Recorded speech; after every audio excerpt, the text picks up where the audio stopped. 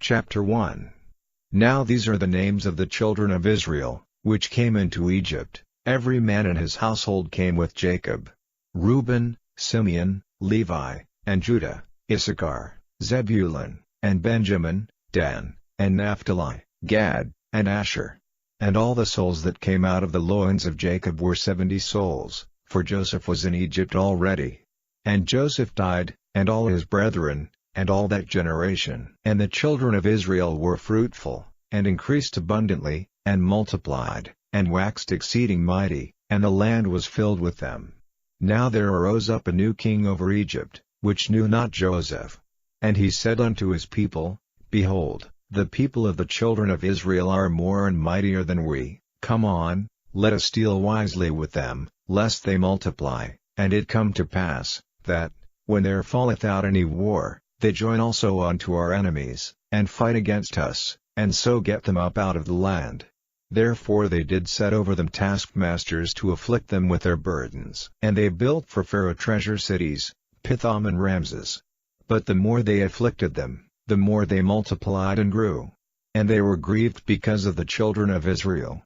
And the Egyptians made the children of Israel to serve with rigor, and they made their lives bitter with hard bondage, in mortar, and in brick, and in all manner of service in the field. All their service, wherein they made them serve, was with rigor. And the king of Egypt spake to the Hebrew midwives, of which the name of the one was Shiphrah, and the name of the other Puah, and he said, When ye do the office of a midwife to the Hebrew women, and see them upon the stools, if it be a son, then ye shall kill him, but if it be a daughter, then she shall live. But the midwives feared God, and did not as the king of Egypt commanded them, but saved the men children alive. And the king of Egypt called for the midwives, and said unto them, Why have ye done this thing, and have saved the men children alive? And the midwives said unto Pharaoh, Because the Hebrew women are not as the Egyptian women, for they are lively, and are delivered ere the midwives come in unto them. Therefore God dealt well with the midwives, and the people multiplied, and waxed very mighty. And it came to pass, because the midwives feared God, that he made them houses. And Pharaoh charged all his people, saying, Every son that is born ye shall cast into the river, and every daughter ye shall save alive. Chapter 2. And there went a man of the house of Levi, and took to wife a daughter of Levi. And the woman conceived, and bare a son, and when she saw him that he was a goodly child, she hid him 3 months. And when she could not longer hide him, she took for him an ark of bulrushes, and daubed it with slime and with pitch, and put the child therein, and she laid it in the flags by the river's brink. And his sister stood afar off, to wit what would be done to him. And the daughter of Pharaoh came down to wash herself at the river, and her maidens walked along by the river's side, and when she saw the ark among the flags, she sent her maid to fetch it. And when she had opened it, she saw the child, and, behold, the babe wept. And she had compassion on him, and said, This is one of the Hebrews' children. Then said his sister to Pharaoh's daughter, Shall I go and call to thee a nurse of the Hebrew women, that she may nurse the child for thee? And Pharaoh's daughter said to her, Go. And the maid went and called the child's mother. And Pharaoh's daughter said unto her, Take this child away, and nurse it for me, and I will give thee thy wages. And the woman took the child, and nursed it. And the child grew, and she brought him unto Pharaoh's daughter, and he became her son. And she called his name Moses, and she said, Because I drew him out of the water. And it came to pass in those days, when Moses was grown, that he went out unto his brethren, and looked on their burdens, and he spied an Egyptian smiting an Hebrew, one of his brethren. And he looked this way and that way, and when he saw that there was no man, he slew the Egyptian, and hid him in the sand. And when he went out the second day, behold, 2 men of the Hebrews strove together, and he said to him that did the wrong, Wherefore smitest thou thy fellow? And he said, Who made thee a prince and a judge over us? Intendest thou to kill me, as thou killedst the Egyptian? And Moses feared, and said, Surely this thing is known. Now when Pharaoh heard this thing, he sought to slay Moses. But Moses fled from the face of Pharaoh, and dwelt in the land of Midian, and he sat down by a well. Now the priest of Midian had 7 daughters, and they came and drew water, and filled the troughs to water their father's flock. And the shepherds came and drove them away, but Moses stood up and helped them, and watered their flock. And when they came to Reuel their father, he said, How is it that ye are come so soon today? And they said, An Egyptian delivered us out of the hand of the shepherds, and also drew water enough for us, and watered the flock. And he said unto his daughters, And where is he? Why is it that ye have left the man? Call him, that he may eat bread. And Moses was content to dwell with the man, and he gave Moses Zipporah his daughter. And she bare him a son, and he called his name Gershom, for he said, I have been a stranger in a strange land. And it came to pass in process of time, that the king of Egypt died, and the children of Israel sighed by reason of the bondage, and they cried, and their cry came up unto God by reason of the bondage. And God heard their groaning, and God remembered his covenant with Abraham, with Isaac, and with Jacob. And God looked upon the children of Israel, and God had respect unto them. Chapter 3. Now Moses kept the flock of Jethro his father-in-law, the priest of Midian, and he led the flock to the backside of the desert, and came to the mountain of God, even to Horeb. And the angel of the Lord appeared unto him in a flame of fire out of the midst of a bush, and he looked, and, behold, the bush burned with fire, and the bush was not consumed. And Moses said, I will now turn aside, and see this great sight, why the bush is not burned. And when the Lord saw that he turned aside to see, God called unto him out of the midst of the bush, and said, Moses, Moses. And he said, Here am I. And he said, Draw not nigh hither, put off thy shoes from off thy feet, for the place whereon thou standest is holy ground. Moreover he said, I am the God of thy father, the God of Abraham, the God of Isaac, and the God of Jacob. And Moses hid his face, for he was afraid to look upon God. And the Lord said, I have surely seen the affliction of my people which are in Egypt, and have heard their cry by reason of their taskmasters, for I know their sorrows, and I am come down to deliver them out of the hand of the Egyptians, and to bring them up out of that land unto a good land and a large, unto a land flowing with milk and honey, unto the place of the Canaanites, and the Hittites, and the Amorites, and the Perizzites, and the Hivites, and the Jebusites. Now therefore, behold, the cry of the children of Israel is come unto me, and I have also seen the oppression wherewith the Egyptians oppress them. Come now therefore, and I will send thee unto Pharaoh, that thou mayest bring forth my people the children of Israel out of Egypt. And Moses said unto God, Who am I, that I should go unto Pharaoh, and that I should bring forth the children of Israel out of Egypt? And he said, Certainly I will be with thee, and this shall be a token unto thee, that I have sent thee. When thou hast brought forth the people out of Egypt, ye shall serve God upon this mountain. And Moses said unto God, Behold, when I come unto the children of Israel, and shall say unto them, The God of your fathers hath sent me unto you, and they shall say to me, What is his name? What shall I say unto them? And God said unto Moses, I am that I am. And he said, Thus shalt thou say unto the children of Israel, I am hath sent me unto you. And God said moreover unto Moses, Thus shalt thou say unto the children of Israel, The Lord God of your fathers, the God of Abraham, the God of Isaac, and the God of Jacob, hath sent me unto you. This is my name forever, and this is my memorial unto all generations. Go, and gather the elders of Israel together, and say unto them, The Lord God of your fathers, the God of Abraham, of Isaac, and of Jacob, appeared unto me, saying, I have surely visited you, and seen that which is done to you in Egypt, and I have said, I will bring you up out of the affliction of Egypt unto the land of the Canaanites, and the Hittites, and the Amorites, and the Perizzites, and the Hivites, and the Jebusites, unto a land flowing with milk and honey. And they shall hearken to thy voice, and thou shalt come, thou and the elders of Israel, unto the king of Egypt, and ye shall say unto him, The Lord God of the Hebrews hath met with us, and now let us go, we beseech thee, 3 days' journey into the wilderness, that we may sacrifice to the Lord our God. And I am sure that the king of Egypt will not let you go, no, not by a mighty hand. And I will stretch out my hand, and smite Egypt with all my wonders which I will do in the midst thereof, and after that he will let you go. And I will give this people favor in the sight of the Egyptians, and it shall come to pass, that, when ye go, ye shall not go empty, but every woman shall borrow of her neighbor, and of her that sojourneth in her house, jewels of silver, and jewels of gold, and raiment, and ye shall put them upon your sons, and upon your daughters, and ye shall spoil the Egyptians. Chapter 4. And Moses answered and said, But, behold, they will not believe me, nor hearken unto my voice, for they will say, The Lord hath not appeared unto thee. And the Lord said unto him, What is that in thine hand? And he said, A rod. And he said, Cast it on the ground.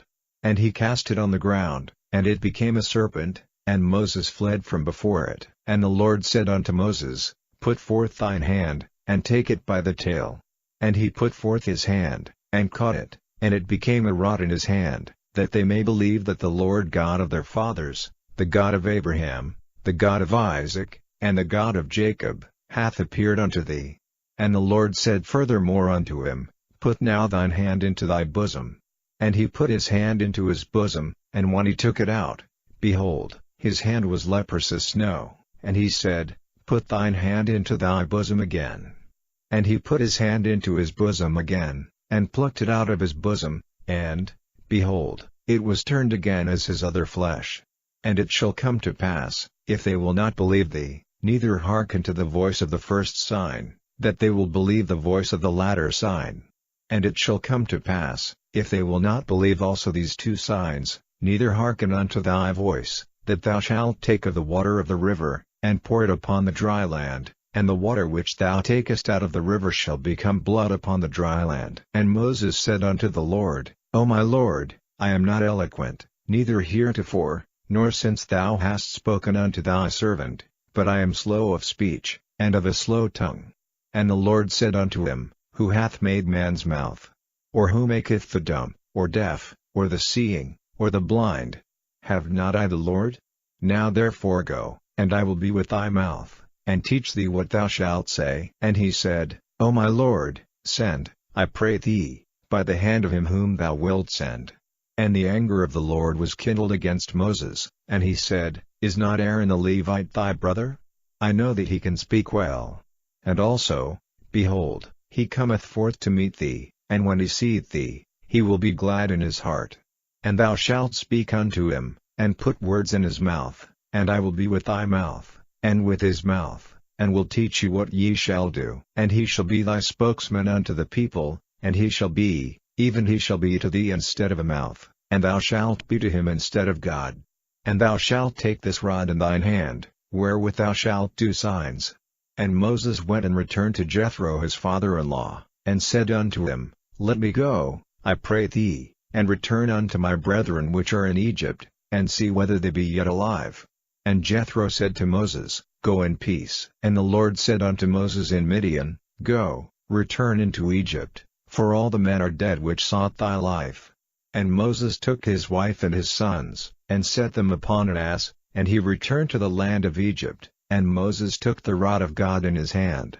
And the Lord said unto Moses, When thou goest to return into Egypt, see that thou do all those wonders before Pharaoh, which I have put in thine hand, but I will harden his heart, that he shall not let the people go. And thou shalt say unto Pharaoh, Thus saith the Lord, Israel is my son, even my firstborn, and I say unto thee, Let my son go, that he may serve me, and if thou refuse to let him go, behold, I will slay thy son, even thy firstborn. And it came to pass by the way in the inn, that the Lord met him, and sought to kill him. Then Zipporah took a sharp stone, and cut off the foreskin of her son, and cast it at his feet, and said, Surely a bloody husband art thou to me. So he let him go. Then she said, A bloody husband thou art, because of the circumcision. And the Lord said to Aaron, Go into the wilderness to meet Moses. And he went, and met him in the mount of God, and kissed him. And Moses told Aaron all the words of the Lord who had sent him, and all the signs which he had commanded him. And Moses and Aaron went and gathered together all the elders of the children of Israel, And Aaron spake all the words which the Lord had spoken unto Moses, and did the signs in the sight of the people. And the people believed, and when they heard that the Lord had visited the children of Israel, and that he had looked upon their affliction, then they bowed their heads and worshipped. Chapter 5. And afterward Moses and Aaron went in, and told Pharaoh, Thus saith the Lord God of Israel, Let my people go, that they may hold a feast unto me in the wilderness. And Pharaoh said, Who is the Lord, that I should obey his voice to let Israel go? I know not the Lord, neither will I let Israel go. And they said, The God of the Hebrews hath met with us, let us go, we pray thee, 3 days' journey into the desert, and sacrifice unto the Lord our God, lest he fall upon us with pestilence, or with the sword. And the king of Egypt said unto them, Wherefore do ye, Moses and Aaron, let the people from their works? Get you unto your burdens. And Pharaoh said, Behold, the people of the land now are many, and ye make them rest from their burdens.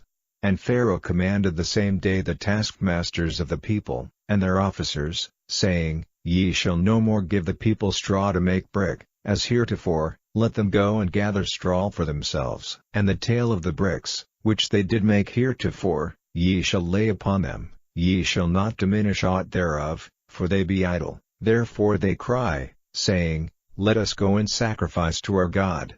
Let there more work be laid upon the men, that they may labor therein, and let them not regard vain words.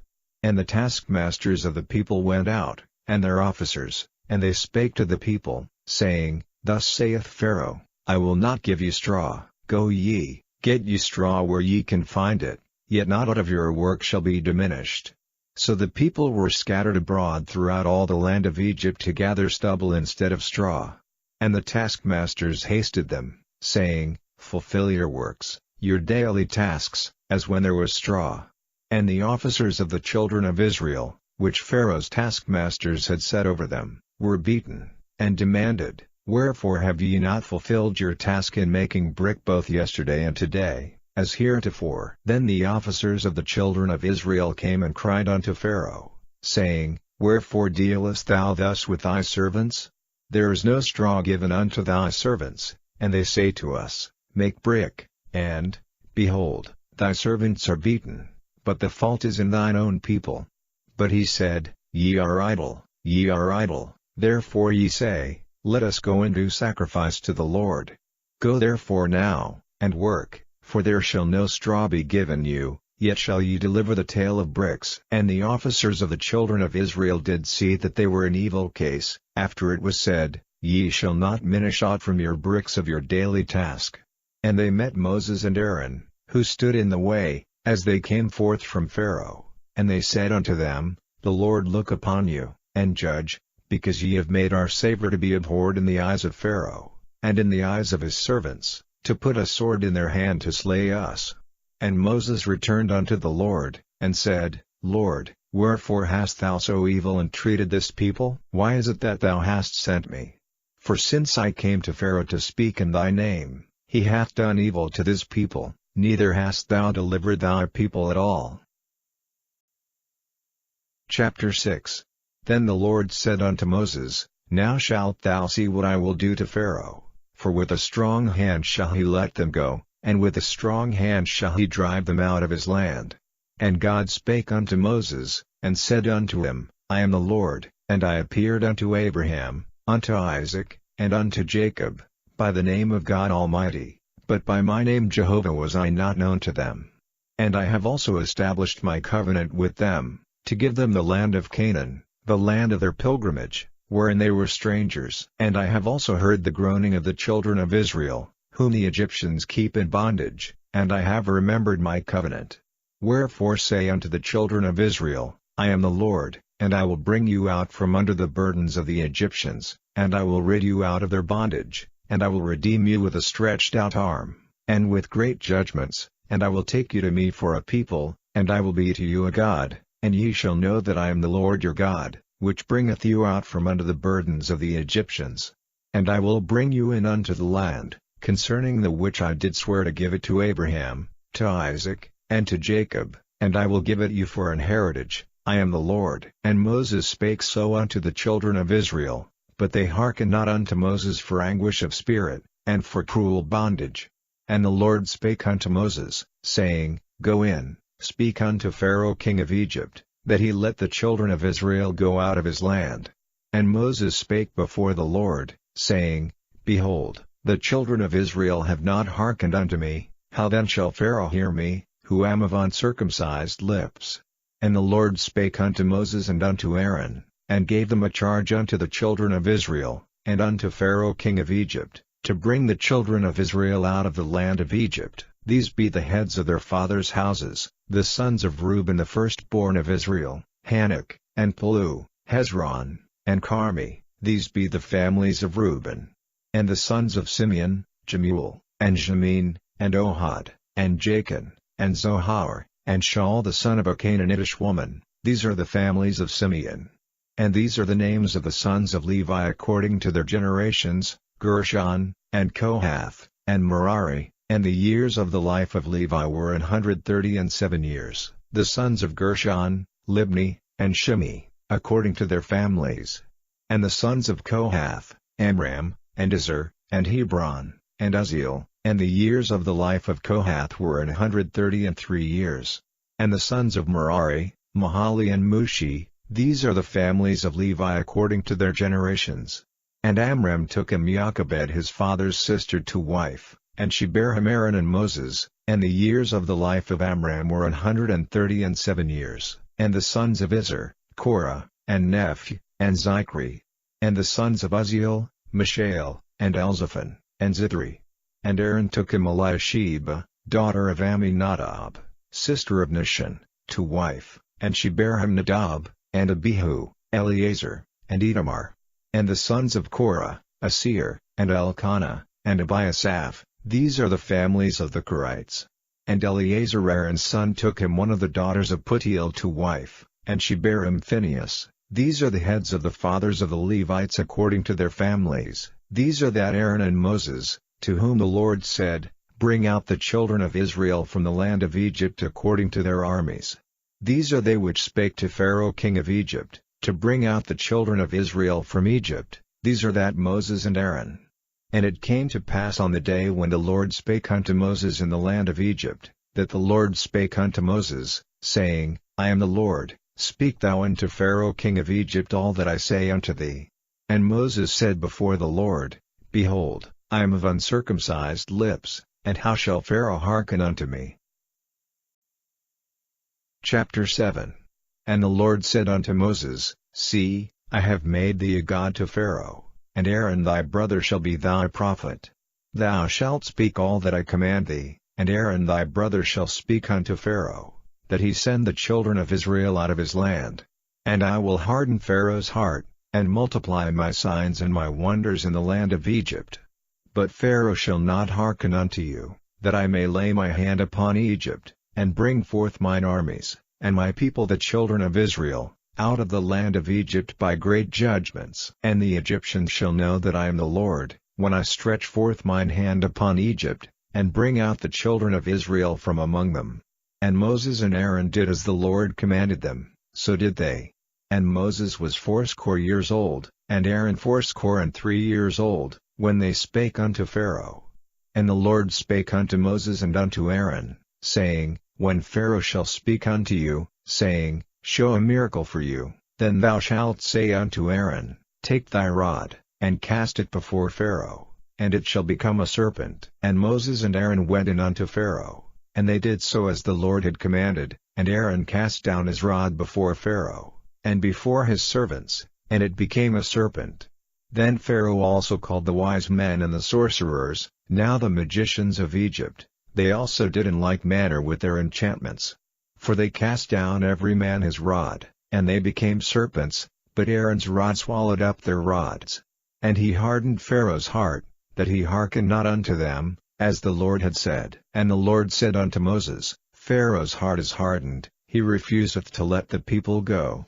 Get thee unto Pharaoh in the morning, lo, he goeth out unto the water, and thou shalt stand by the river's brink against he come, and the rod which was turned to a serpent shalt thou take in thine hand. And thou shalt say unto him, The Lord God of the Hebrews hath sent me unto thee, saying, let my people go, that they may serve me in the wilderness, and, behold, hitherto thou wouldest not hear. Thus saith the Lord, in this thou shalt know that I am the Lord. Behold, I will smite with the rod that is in mine hand upon the waters which are in the river, and they shall be turned to blood.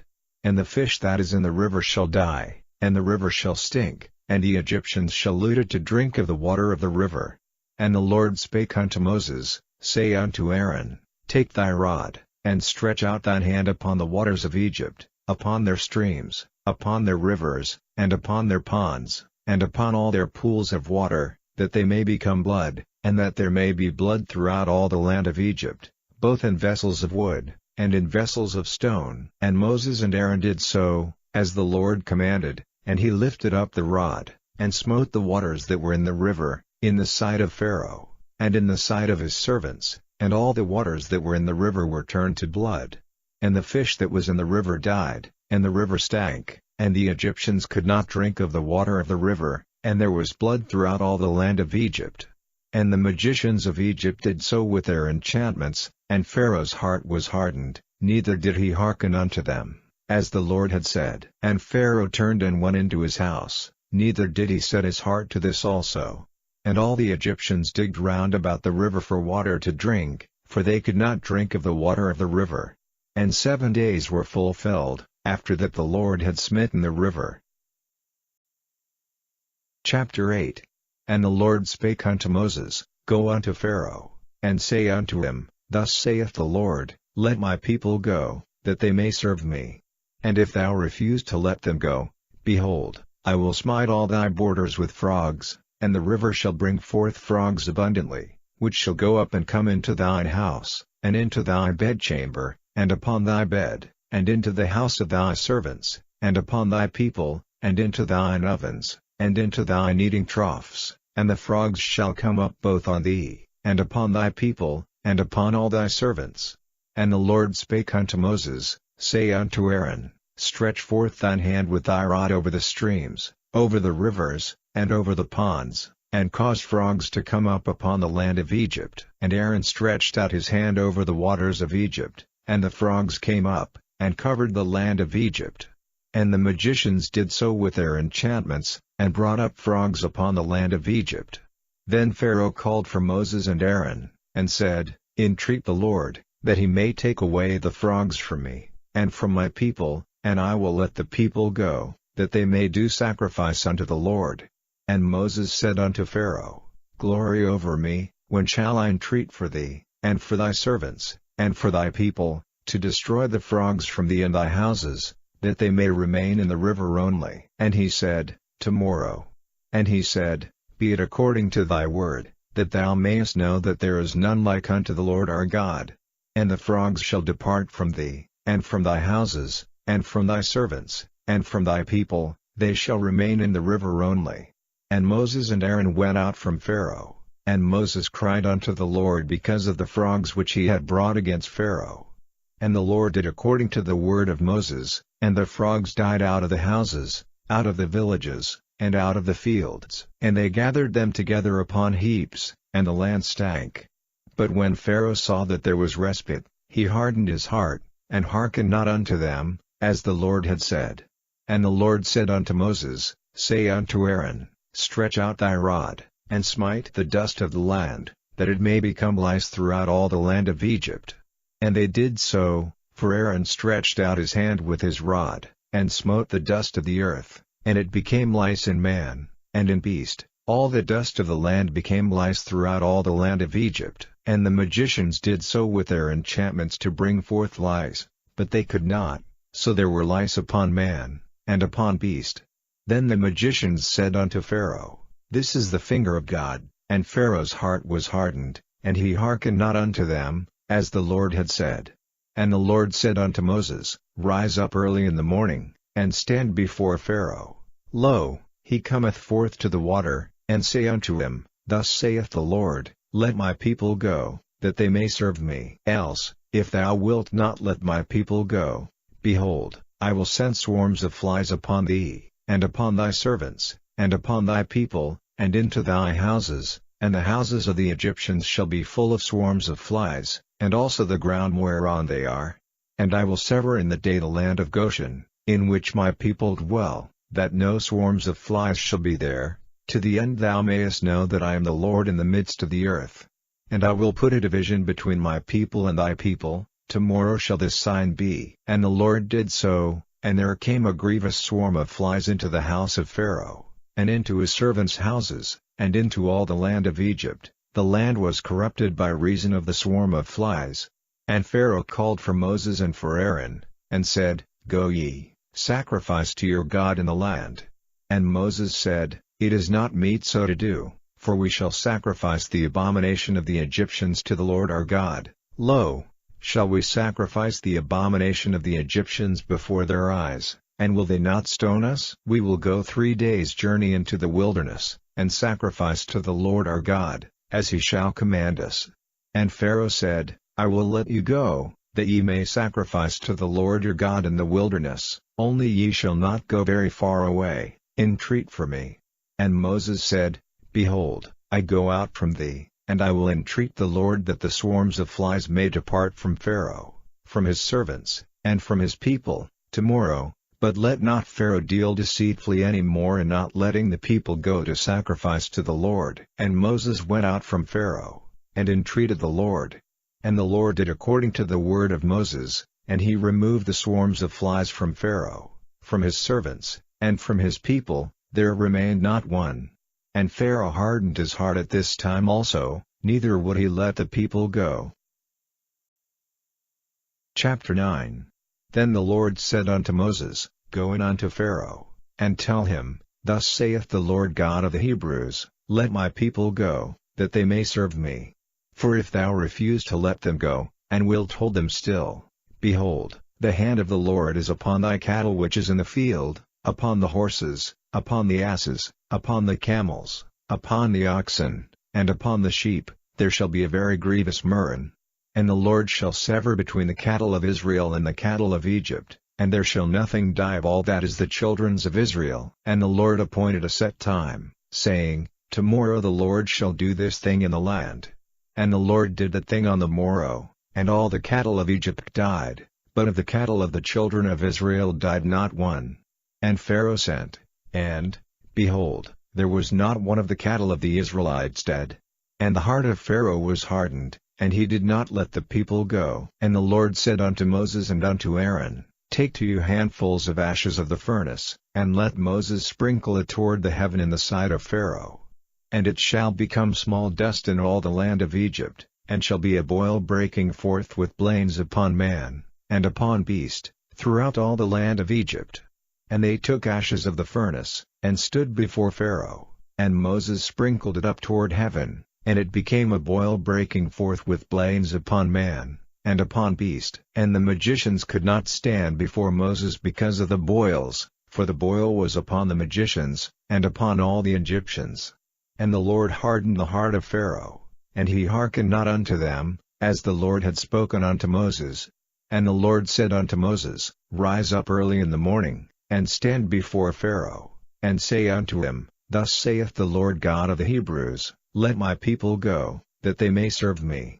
For I will at this time send all my plagues upon thine heart, and upon thy servants, and upon thy people, that thou mayest know that there is none like me in all the earth. For now I will stretch out my hand, that I may smite thee and thy people with pestilence, and thou shalt be cut off from the earth.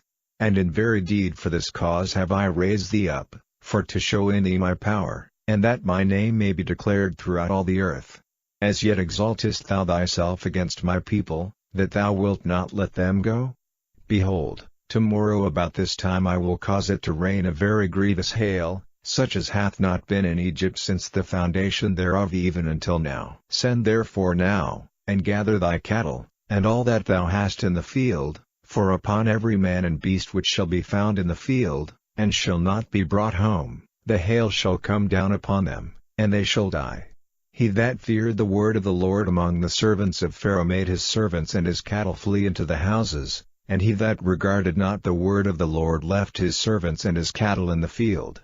And the Lord said unto Moses, Stretch forth thine hand toward heaven, that there may be hail in all the land of Egypt, upon man, and upon beast, and upon every herb of the field, throughout the land of Egypt. And Moses stretched forth his rod toward heaven, and the Lord sent thunder and hail, and the fire ran along upon the ground, and the Lord rained hail upon the land of Egypt.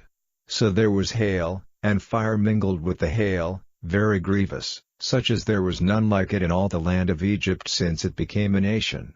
And the hail smote throughout all the land of Egypt all that was in the field, both man and beast, and the hail smote every herb of the field, and brake every tree of the field. Only in the land of Goshen, where the children of Israel were, was there no hail.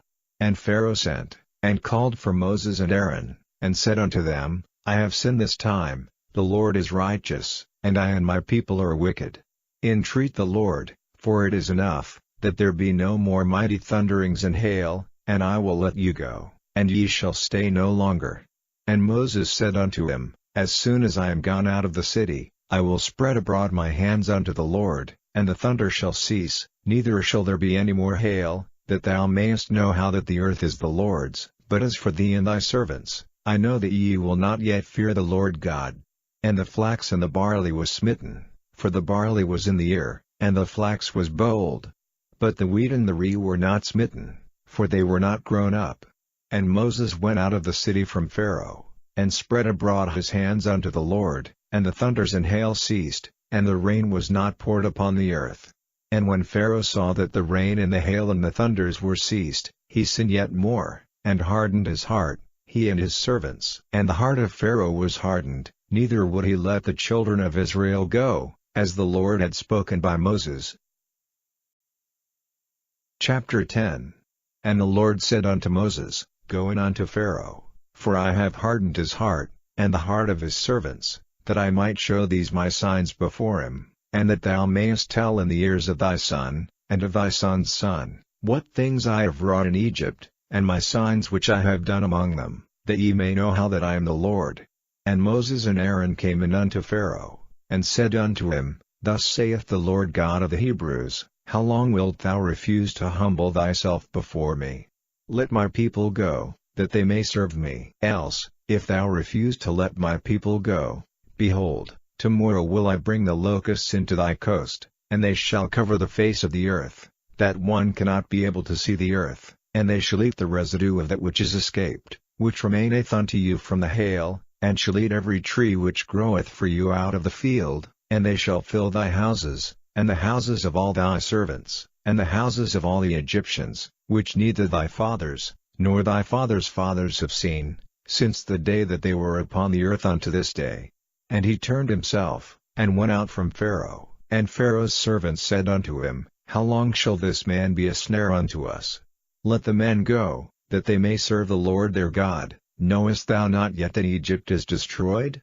And Moses and Aaron were brought again unto Pharaoh, and he said unto them, Go, serve the Lord your God. But who are they that shall go?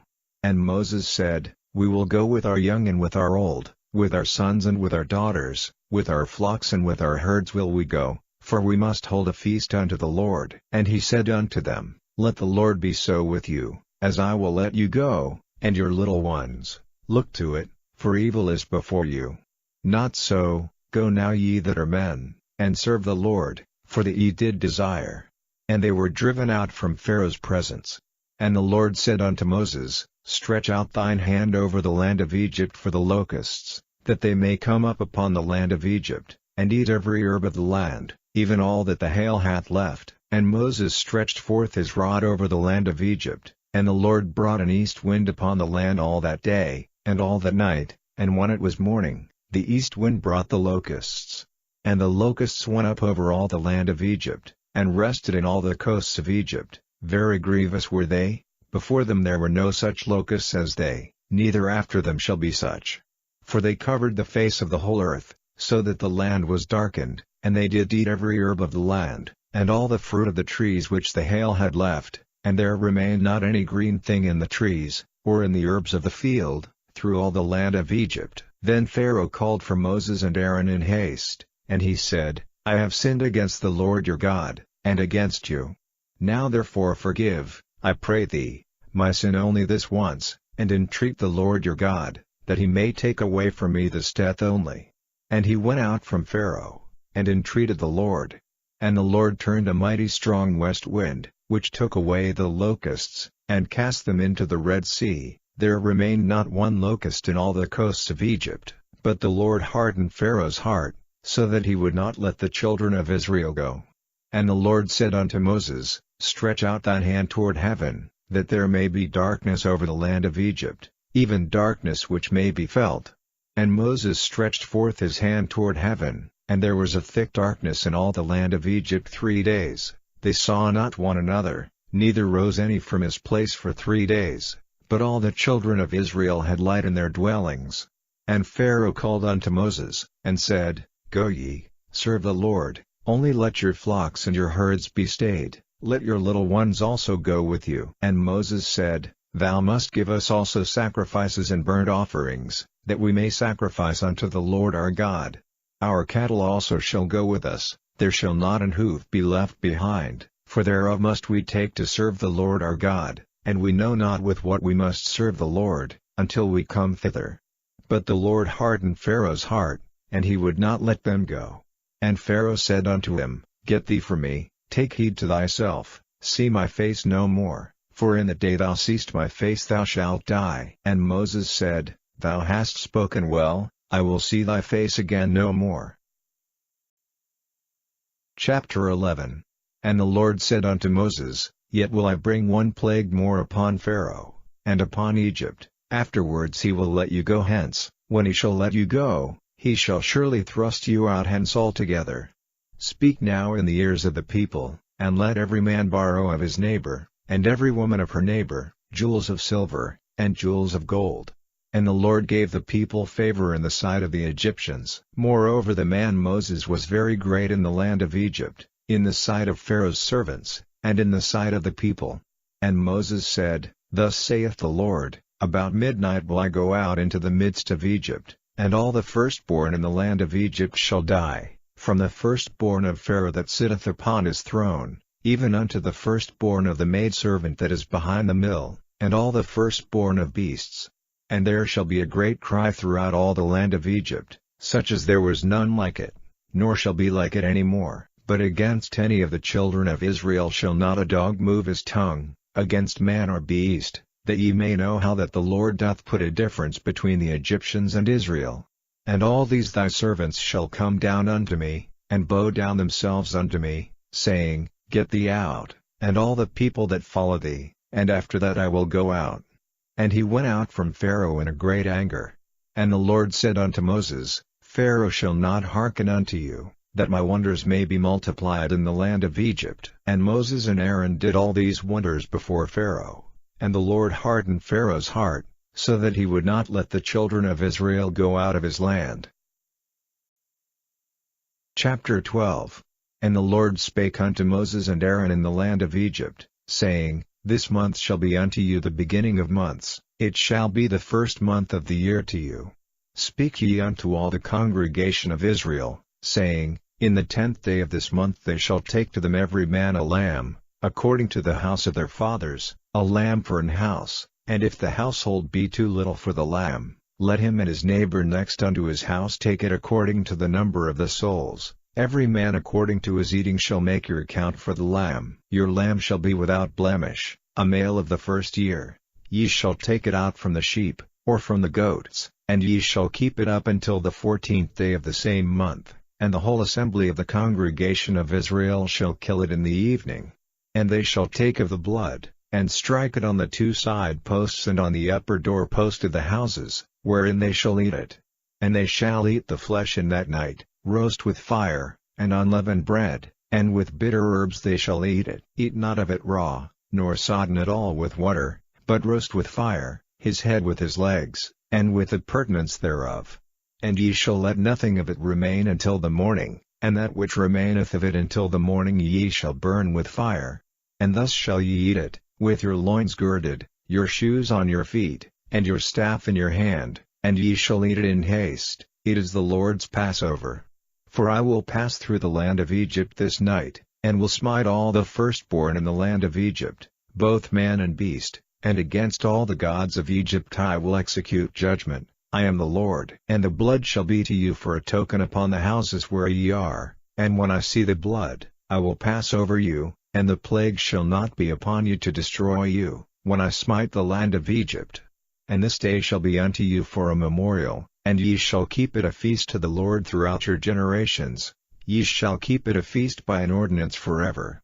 7 days shall ye eat unleavened bread, even the first day ye shall put away leaven out of your houses, for whosoever eateth leavened bread from the first day until the 7th day, that soul shall be cut off from Israel. And in the first day there shall be an holy convocation, and in the 7th day there shall be an holy convocation to you. No manner of work shall be done in them, save that which every man must eat, that only may be done of you. And ye shall observe the feast of unleavened bread, for in this selfsame day have I brought your armies out of the land of Egypt. Therefore shall ye observe this day in your generations by an ordinance forever.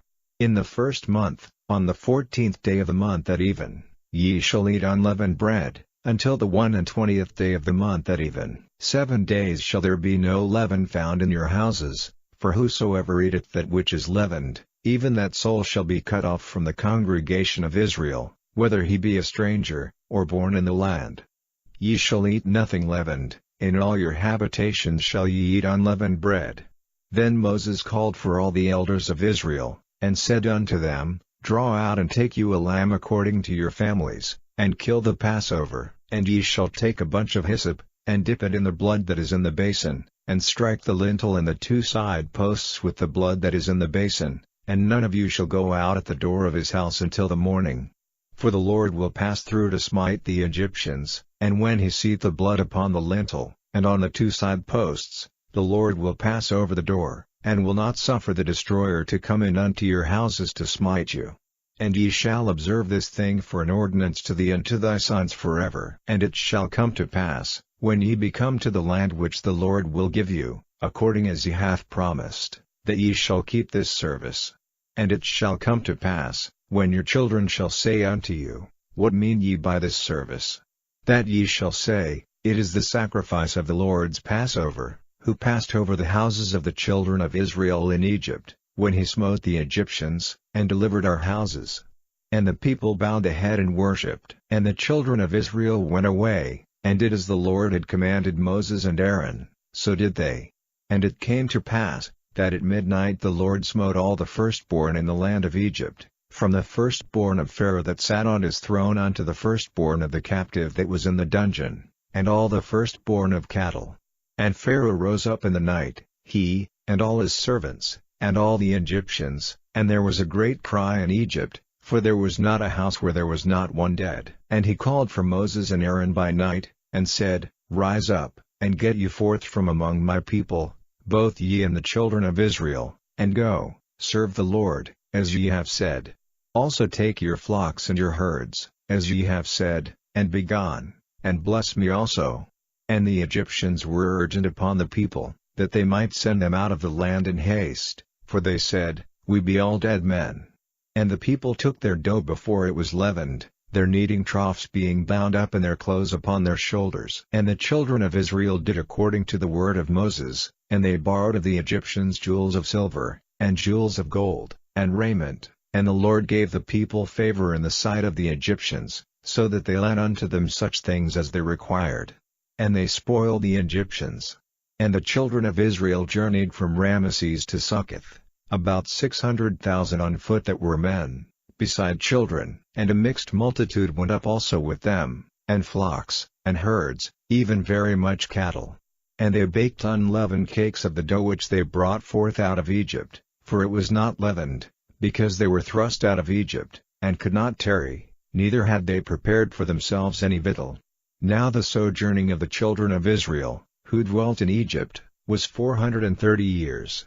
And it came to pass at the end of the 430 years, even the selfsame day it came to pass, that all the hosts of the Lord went out from the land of Egypt. It is a night to be much observed unto the Lord for bringing them out from the land of Egypt. This is the night of the Lord to be observed of all the children of Israel in their generations.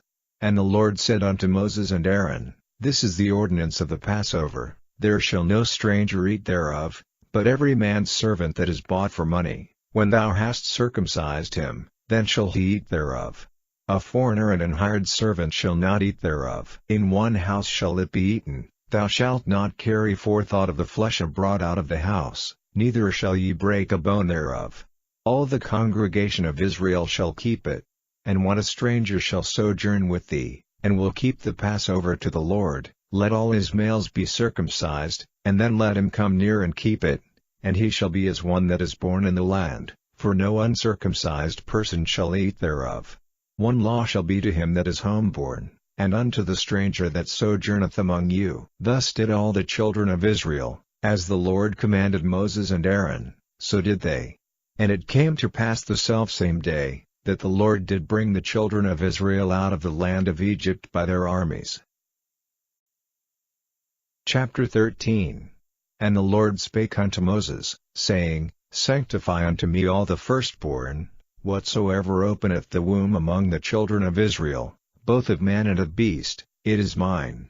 And Moses said unto the people, Remember this day, in which ye came out from Egypt, out of the house of bondage, for by strength of hand the Lord brought you out from this place. There shall no leavened bread be eaten. This day came ye out in the month Abib. And it shall be when the Lord shall bring thee into the land of the Canaanites, and the Hittites, and the Amorites, and the Hivites, and the Jebusites, which he sware unto thy fathers to give thee, a land flowing with milk and honey, that thou shalt keep this service in this month. 7 days thou shalt eat unleavened bread, and in the 7th day shall be a feast to the Lord. Unleavened bread shall be eaten 7 days, and there shall no leavened bread be seen with thee, neither shall there be leaven seen with thee in all thy quarters. And thou shalt show thy son in that day, saying, This is done because of that which the Lord did unto me when I came forth out of Egypt. And it shall be for a sign unto thee upon thine hand, and for a memorial between thine eyes, that the Lord's law may be in thy mouth, for with a strong hand hath the Lord brought thee out of Egypt. Thou shalt therefore keep this ordinance in his season from year to year. And it shall be when the Lord shall bring thee into the land of the Canaanites, as he sware unto thee and to thy fathers, and shall give it thee, that thou shalt set apart unto the Lord all that openeth the matrix, and every firstling that cometh of a beast which thou hast, the males shall be the Lord's. And every firstling of an ass thou shalt redeem with a lamb, and if thou wilt not redeem it, then thou shalt break his neck. And all the firstborn of man among thy children shalt thou redeem. And it shall be when thy son asketh thee in time to come, saying, What is this? That thou shalt say unto him, By strength of hand the Lord brought us out from Egypt, from the house of bondage. And it came to pass, when Pharaoh would hardly let us go, that the Lord slew all the firstborn in the land of Egypt, both the firstborn of man, and the firstborn of beast. Therefore I sacrifice to the Lord all that openeth the matrix, being males, but all the firstborn of my children I redeem.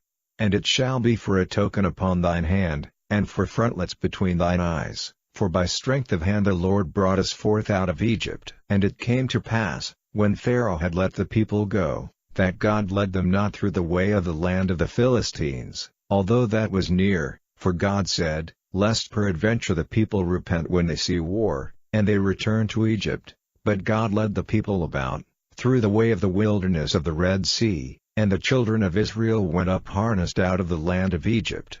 And Moses took the bones of Joseph with him, for he had straitly sworn the children of Israel, saying, God will surely visit you, and ye shall carry up my bones away hence with you. And they took their journey from Succoth, and encamped in Etham, in the edge of the wilderness. And the Lord went before them by day in a pillar of a cloud, to lead them the way, and by night in a pillar of fire, to give them light, to go by day and night. He took not away the pillar of the cloud by day, nor the pillar of fire by night, from before the people. Chapter 14.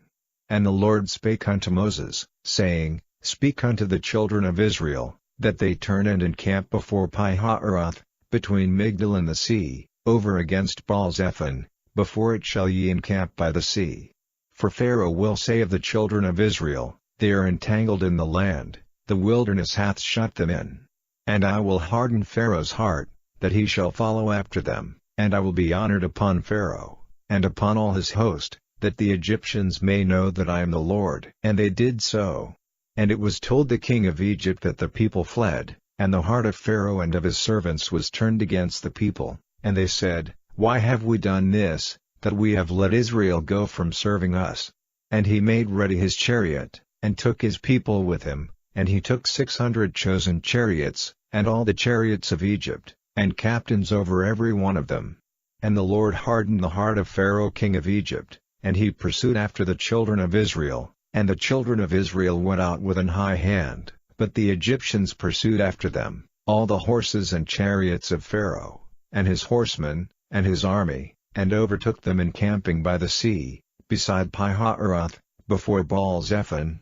And when Pharaoh drew nigh, the children of Israel lifted up their eyes, and, behold, the Egyptians marched after them, and they were sore afraid, and the children of Israel cried out unto the Lord. And they said unto Moses, Because there were no graves in Egypt, hast thou taken us away to die in the wilderness? Wherefore hast thou dealt thus with us, to carry us forth out of Egypt? Is not this the word that we did tell thee in Egypt, saying, Let us alone, that we may serve the Egyptians? For it had been better for us to serve the Egyptians, than that we should die in the wilderness. And Moses said unto the people, Fear ye not, stand still, and see the salvation of the Lord, which he will show to you today. For the Egyptians whom ye have seen today, ye shall see them again no more forever. The Lord shall fight for you, and ye shall hold your peace. And the Lord said unto Moses, Wherefore criest thou unto me? Speak unto the children of Israel, that they go forward, but lift thou up thy rod, and stretch out thine hand over the sea, and divide it, and the children of Israel shall go on dry ground through the midst of the sea. And I, behold, I will harden the hearts of the Egyptians, and they shall follow them, and I will get me honor upon Pharaoh, and upon all his host, upon his chariots, and upon his horsemen. And the Egyptians shall know that I am the Lord, when I have gotten me honor upon Pharaoh, upon his chariots, and upon his horsemen.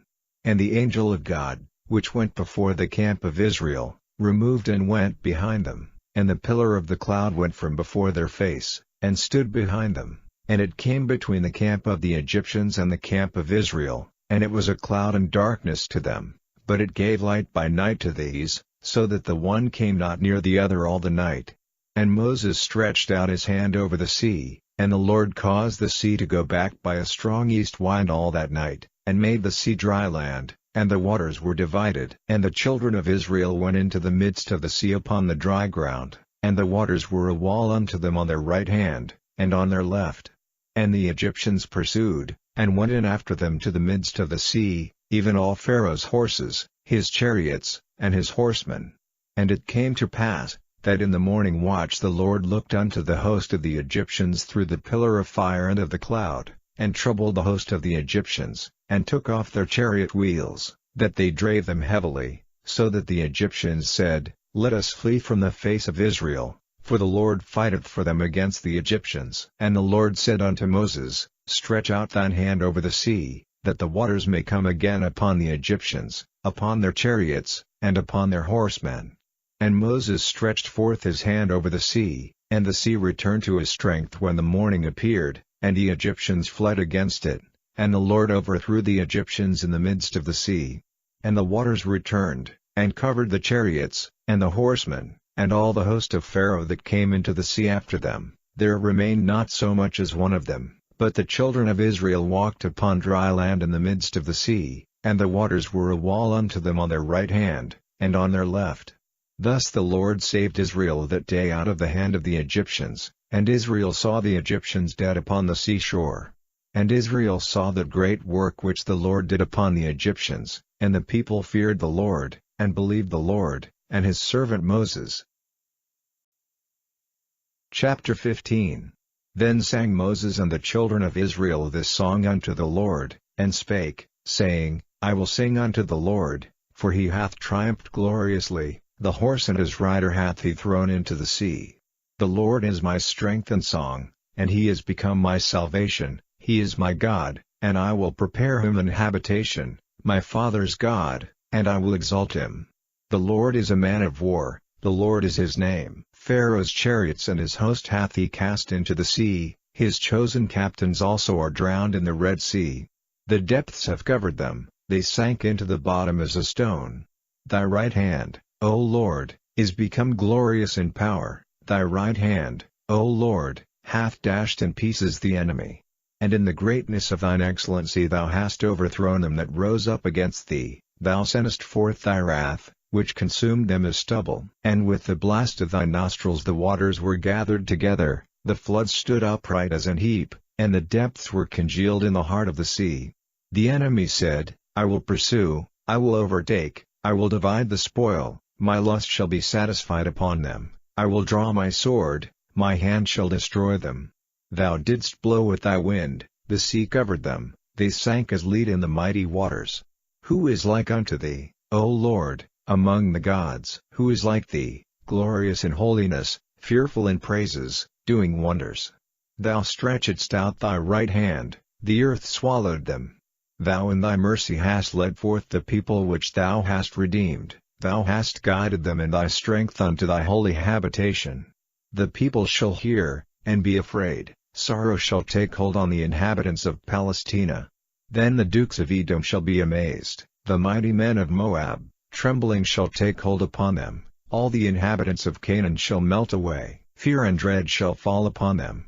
By the greatness of thine arm they shall be as still as a stone, till thy people pass over, O Lord, till the people pass over, which thou hast purchased. Thou shalt bring them in, and plant them in the mountain of thine inheritance, in the place, O Lord, which thou hast made for thee to dwell in the sanctuary, O Lord, which thy hands have established.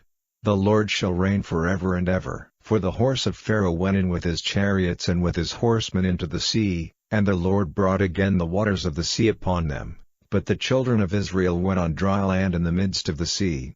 And Miriam the prophetess, the sister of Aaron, took a timbrel in her hand, and all the women went out after her with timbrels and with dances. And Miriam answered them, Sing ye to the Lord, for he hath triumphed gloriously, the horse and his rider hath he thrown into the sea. So Moses brought Israel from the Red Sea, and they went out into the wilderness of Shur, and they went 3 days in the wilderness, and found no water.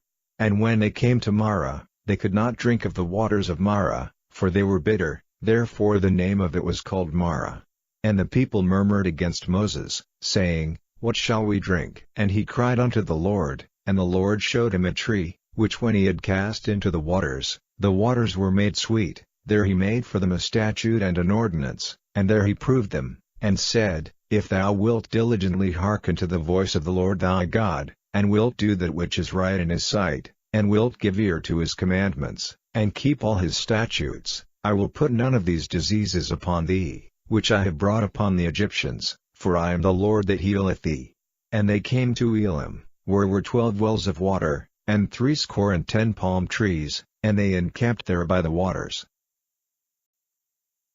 Chapter 16.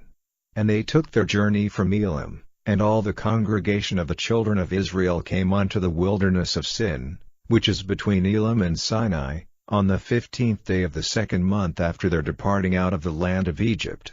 And the whole congregation of the children of Israel murmured against Moses and Aaron in the wilderness, and the children of Israel said unto them, Would to God we had died by the hand of the Lord in the land of Egypt, when we sat by the flesh pots, and when we did eat bread to the full, for ye have brought us forth into this wilderness, to kill this whole assembly with hunger. Then said the Lord unto Moses, Behold, I will rain bread from heaven for you, and the people shall go out and gather a certain rate every day, that I may prove them, whether they will walk in my law, or no. And it shall come to pass, that on the 6th day they shall prepare that which they bring in, and it shall be twice as much as they gather daily. And Moses and Aaron said unto all the children of Israel, At even, then ye shall know that the Lord hath brought you out from the land of Egypt, and in the morning, then ye shall see the glory of the Lord, for that he heareth your murmurings against the Lord. And what are we, that ye murmur against us? And Moses said, This shall be, when the Lord shall give you in the evening flesh to eat, and in the morning bread to the full, for that the Lord heareth your murmurings which ye murmur against him. And what are we? Your murmurings are not against us, but against the Lord. And Moses spake unto Aaron, Say unto all the congregation of the children of Israel, Come near before the Lord, for he hath heard your murmurings. And it came to pass, as Aaron spake unto the whole congregation of the children of Israel, that they looked toward the wilderness, and, behold, the glory of the Lord appeared in the cloud. And the Lord spake unto Moses, saying, I have heard the murmurings of the children of Israel, speak unto them, saying, At even ye shall eat flesh, and in the morning ye shall be filled with bread, and ye shall know that I am the Lord your God. And it came to pass, that at even the quails came up, and covered the camp, and in the morning the dew lay round about the host. And when the dew that lay was gone up, behold, upon the face of the wilderness there lay a small round thing, as small as the hoarfrost on the ground. And when the children of Israel saw it, they said one to another, It is manna, for they wist not what it was. And Moses said unto them, This is the bread which the Lord hath given you to eat. This is the thing which the Lord hath commanded, gather of it every man according to his eating, an omer for every man, according to the number of your persons, take ye every man for them which are in his tents. And the children of Israel did so, and gathered, some more, some less. And when they did meet it with an omer, he that gathered much had nothing over, and he that gathered little had no lack, they gathered every man according to his eating. And Moses said, Let no man leave of it till the morning. Notwithstanding they hearkened not unto Moses, but some of them left of it until the morning, and it bred worms, and stank, and Moses was wroth with them. And they gathered it every morning, every man according to his eating, and when the sun waxed hot, it melted. And it came to pass, that on the 6th day they gathered twice as much bread, 2 omers for one man, and all the rulers of the congregation came and told Moses. And he said unto them, This is that which the Lord hath said, Tomorrow is the rest of the holy Sabbath unto the Lord, bake that which ye will bake today, and seethe that ye will seethe, and that which remaineth over lay up for you to be kept until the morning. And they laid it up till the morning, as Moses bade, and it did not stink, neither was there any worm therein. And Moses said, Eat that today, for today is a Sabbath unto the Lord, today ye shall not find it in the field. 6 days ye shall gather it, but on the 7th day, which is the Sabbath, in it there shall be none. And it came to pass, that there went out some of the people on the 7th day for to gather, and they found none. And the Lord said unto Moses, How long refuse ye to keep my commandments and my laws? See, for that the Lord hath given you the Sabbath, therefore he giveth you on the 6th day the bread of 2 days, abide ye every man in his place, let no man go out of his place on the 7th day. So the people rested on the 7th day. And the house of Israel called the name thereof manna, and it was like coriander seed, white, and the taste of it was like wafers made with honey. And Moses said, This is the thing which the Lord commandeth, fill an omer of it to be kept for your generations, that they may see the bread wherewith I have fed you in the wilderness, when I brought you forth from the land of Egypt. And Moses said unto Aaron, Take a pot, and put an omer full of manna therein, and lay it up before the Lord, to be kept for your generations. As the Lord commanded Moses, so Aaron laid it up before the testimony, to be kept. And the children of Israel did eat manna 40 years, until they came to a land inhabited, they did eat manna, until they came unto the borders of the land of Canaan. Now an omer is the 10th part of an ephah. Chapter 17. And all the congregation of the children of Israel journeyed from the wilderness of Sin, after their journeys, according to the commandment of the Lord, and pitched in Rephidim, and there was no water for the people to drink. Wherefore the people did chide with Moses, and said, Give us water that we may drink. And Moses said unto them, Why chide ye with me? Wherefore do ye tempt the Lord? And the people thirsted there for water, and the people murmured against Moses, and said, Wherefore is this that thou hast brought us up out of Egypt, to kill us and our children and our cattle with thirst? And Moses cried unto the Lord, saying, What shall I do unto this people? They be almost ready to stone me. And the Lord said unto Moses, Go on before the people, and take with thee of the elders of Israel, and thy rod, wherewith thou smotest the river, take in thine hand, and go. Behold, I will stand before thee there upon the rock in Horeb, and thou shalt smite the rock, and there shall come water out of it, that the people may drink. And Moses did so in the sight of the elders of Israel. And he called the name of the place Massah, and Meribah, because of the chiding of the children of Israel, and because they tempted the Lord, saying, Is the Lord among us, or not? Then came Amalek, and fought with Israel in Rephidim. And Moses said unto Joshua, Choose us out men, and go out, fight with Amalek. Tomorrow I will stand on the top of the hill with the rod of God in mine hand. So Joshua did as Moses had said to him, and fought with Amalek, and Moses, Aaron, and Hur went up to the top of the hill. And it came to pass, when Moses held up his hand, that Israel prevailed, and when he let down his hand, Amalek prevailed. But Moses' hands were heavy, and they took a stone, and put it under him, and he sat thereon. And Aaron and Hur stayed up his hands, the one on the one side, and the other on the other side, and his hands were steady until the going down of the sun. And Joshua discomfited Amalek and his people with the edge of the sword. And the Lord said unto Moses, Write this for a memorial in a book, and rehearse it in the ears of Joshua, for I will utterly put out the remembrance of Amalek from under heaven. And Moses built an altar, and called the name of it Jehovah Nissi, for he said, Because the Lord hath sworn that the Lord will have war with Amalek from generation to generation. Chapter 18. When Jethro, the priest of Midian, Moses' father-in-law, heard of all that God had done for Moses, and for Israel his people, and that the Lord had brought Israel out of Egypt, then Jethro, Moses' father-in-law, took Zipporah, Moses' wife, after he had sent her back, and her 2 sons, of which the name of the one was Gershom, for he said, I have been an alien in a strange land, and the name of the other was Eliezer, for the God of my father, said he, was mine help, and delivered me from the sword of Pharaoh. And Jethro, Moses' father-in-law, came with his sons and his wife unto Moses into the wilderness, where he encamped at the mount of God, and he said unto Moses, I thy father-in-law Jethro am come unto thee, and thy wife, and her 2 sons with her. And Moses went out to meet his father-in-law, and did obeisance, and kissed him, and they asked each other of their welfare, and they came into the tent.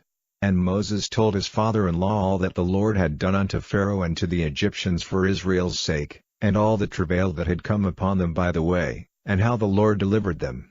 And Jethro rejoiced for all the goodness which the Lord had done to Israel, whom he had delivered out of the hand of the Egyptians. And Jethro said, Blessed be the Lord, who hath delivered you out of the hand of the Egyptians, and out of the hand of Pharaoh, who hath delivered the people from under the hand of the Egyptians. Now I know that the Lord is greater than all gods, for in the thing wherein they dealt proudly he was above them. And Jethro, Moses' father-in-law, took a burnt offering and sacrifices for God, and Aaron came, and all the elders of Israel, to eat bread with Moses' father-in-law before God. And it came to pass on the morrow, that Moses sat to judge the people, and the people stood by Moses from the morning unto the evening. And when Moses' father-in-law saw all that he did to the people, he said, What is this thing that thou doest to the people? Why sittest thou thyself alone, and all the people stand by thee from morning unto even? And Moses said unto his father-in-law, Because the people come unto me to inquire of God, when they have a matter, they come unto me, and I judge between one and another, and I do make them know the statutes of God, and his laws. And Moses' father-in-law said unto him, The thing that thou doest is not good. Thou wilt surely wear away, both thou, and this people that is with thee, for this thing is too heavy for thee, thou art not able to perform it thyself alone. Hearken now unto my voice, I will give thee counsel, and God shall be with thee. Be thou for the people to God ward, that thou mayest bring the causes unto God, and thou shalt teach them ordinances and laws, and shalt show them the way wherein they must walk, and the work that they must do. Moreover thou shalt provide out of all the people able men, such as fear God, men of truth, hating covetousness, and place such over them, to be rulers of thousands, and rulers of hundreds, rulers of 50s, and rulers of 10s, and let them judge the people at all seasons. And it shall be, that every great matter they shall bring unto thee, but every small matter they shall judge, so shall it be easier for thyself, and they shall bear the burden with thee. If thou shalt do this thing, and God command thee so, then thou shalt be able to endure, and all this people shall also go to their place in peace. So Moses hearkened to the voice of his father-in-law, and did all that he had said. And Moses chose able men out of all Israel, and made them heads over the people, rulers of thousands, rulers of hundreds, rulers of 50s, and rulers of 10s. And they judged the people at all seasons. The hard causes they brought unto Moses, but every small matter they judged themselves. And Moses let his father-in-law depart, and he went his way into his own land. Chapter 19. In the 3rd month, when the children of Israel were gone forth out of the land of Egypt, the same day came they into the wilderness of Sinai. For they were departed from Rephidim, and were come to the desert of Sinai, and had pitched in the wilderness, and there Israel camped before the mount. And Moses went up unto God, and the Lord called unto him out of the mountain, saying, Thus shalt thou say to the house of Jacob, and tell the children of Israel, Ye have seen what I did unto the Egyptians, and how I bare you on eagle's wings, and brought you unto myself. Now therefore, if ye will obey my voice indeed, and keep my covenant, then ye shall be a peculiar treasure unto me above all people, for all the earth is mine, and ye shall be unto me a kingdom of priests, and an holy nation. These are the words which thou shalt speak unto the children of Israel. And Moses came and called for the elders of the people, and laid before their faces all these words which the Lord commanded him. And all the people answered together, and said, All that the Lord hath spoken we will do. And Moses returned the words of the people unto the Lord. And the Lord said unto Moses, Lo, I come unto thee in a thick cloud, that the people may hear when I speak with thee, and believe thee forever. And Moses told the words of the people unto the Lord. And the Lord said unto Moses, Go unto the people, and sanctify them today and tomorrow, and let them wash their clothes, and be ready against the 3rd day, for the 3rd day the Lord will come down in the sight of all the people upon Mount Sinai, and thou shalt set bounds unto the people round about, saying, Take heed to yourselves, that ye go not up into the mount, or touch the border of it. Whosoever toucheth the mount shall be surely put to death, there shall not an hand touch it, but he shall surely be stoned, or shot through, whether it be beast or man, it shall not live. When the trumpet soundeth long, they shall come up to the mount. And Moses went down from the mount unto the people, and sanctified the people, and they washed their clothes. And he said unto the people, Be ready against the 3rd day, come not at your wives. And it came to pass on the 3rd day in the morning, that there were thunders and lightnings, and a thick cloud upon the mount, and the voice of the trumpet exceeding loud, so that all the people that was in the camp trembled. And Moses brought forth the people out of the camp to meet with God, and they stood at the nether part of the mount. And Mount Sinai was altogether on a smoke, because the Lord descended upon it in fire, and the smoke thereof ascended as the smoke of a furnace, and the whole mount quaked greatly. And when the voice of the trumpet sounded long, and waxed louder and louder, Moses spake, and God answered him by a voice. And the Lord came down upon Mount Sinai, on the top of the mount, and the Lord called Moses up to the top of the mount, and Moses went up. And the Lord said unto Moses, Go down, charge the people, lest they break through unto the Lord to gaze, and many of them perish. And let the priests also, which come near to the Lord, sanctify themselves, lest the Lord break forth upon them. And Moses said unto the Lord, The people cannot come up to Mount Sinai, for thou chargedst us, saying, Set bounds about the mount, and sanctify it.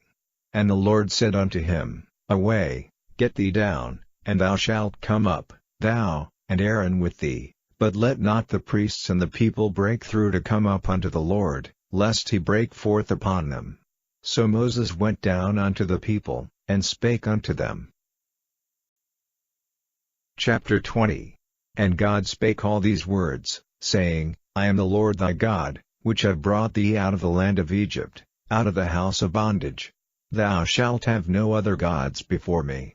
Thou shalt not make unto thee any graven image, or any likeness of anything that is in heaven above, or that is in the earth beneath, or that is in the water under the earth. Thou shalt not bow down thyself to them, nor serve them, for I the Lord thy God am a jealous God, visiting the iniquity of the fathers upon the children unto the 3rd and 4th generation of them that hate me, and showing mercy unto thousands of them that love me, and keep my commandments. Thou shalt not take the name of the Lord thy God in vain, for the Lord will not hold him guiltless that taketh his name in vain. Remember the Sabbath day, to keep it holy. 6 days shalt thou labor, and do all thy work, But the seventh day is the Sabbath of the Lord thy God, in it thou shalt not do any work, thou, nor thy son, nor thy daughter, thy manservant, nor thy maidservant, nor thy cattle, nor thy stranger that is within thy gates, for in 6 days the Lord made heaven and earth, the sea, and all that in them is, and rested the seventh day. Wherefore the Lord blessed the Sabbath day, and hallowed it. Honor thy father and thy mother, that thy days may be long upon the land which the Lord thy God giveth thee. Thou shalt not kill. Thou shalt not commit adultery. Thou shalt not steal. Thou shalt not bear false witness against thy neighbor. Thou shalt not covet thy neighbor's house. Thou shalt not covet thy neighbor's wife, nor his manservant, nor his maidservant, nor his ox, nor his ass, nor anything that is thy neighbor's. And all the people saw the thunderings, and the lightnings, and the noise of the trumpet, and the mountain smoking. And when the people saw it, they removed, and stood afar off. And they said unto Moses, Speak thou with us, and we will hear, but let not God speak with us, lest we die. And Moses said unto the people, Fear not, for God is come to prove you, and that his fear may be before your faces, that ye sin not. And the people stood afar off, and Moses drew near unto the thick darkness where God was. And the Lord said unto Moses, Thus thou shalt say unto the children of Israel, Ye have seen that I have talked with you from heaven. Ye shall not make with me gods of silver, neither shall ye make unto you gods of gold. An altar of earth thou shalt make unto me, and shalt sacrifice thereon thy burnt offerings, and thy peace offerings, thy sheep, and thine oxen. In all places where I record my name I will come unto thee, and I will bless thee. And if thou wilt make me an altar of stone, thou shalt not build it of hewn stone, for if thou lift up thy tool upon it, thou hast polluted it. Neither shalt thou go up by steps unto mine altar, that thy nakedness be not discovered thereon. Chapter 21. Now these are the judgments which thou shalt set before them. If thou buy an Hebrew servant, 6 years he shall serve, and in the 7th he shall go out free for nothing. If he came in by himself, he shall go out by himself. If he were married, then his wife shall go out with him.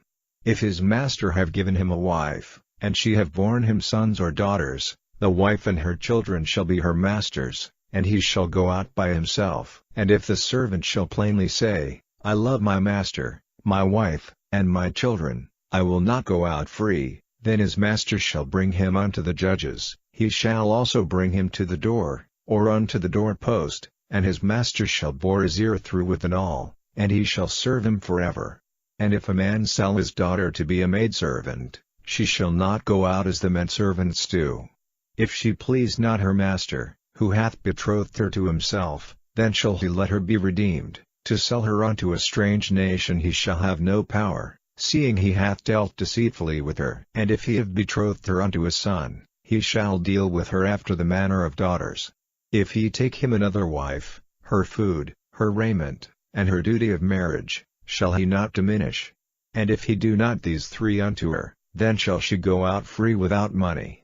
He that smiteth a man, so that he die, shall be surely put to death.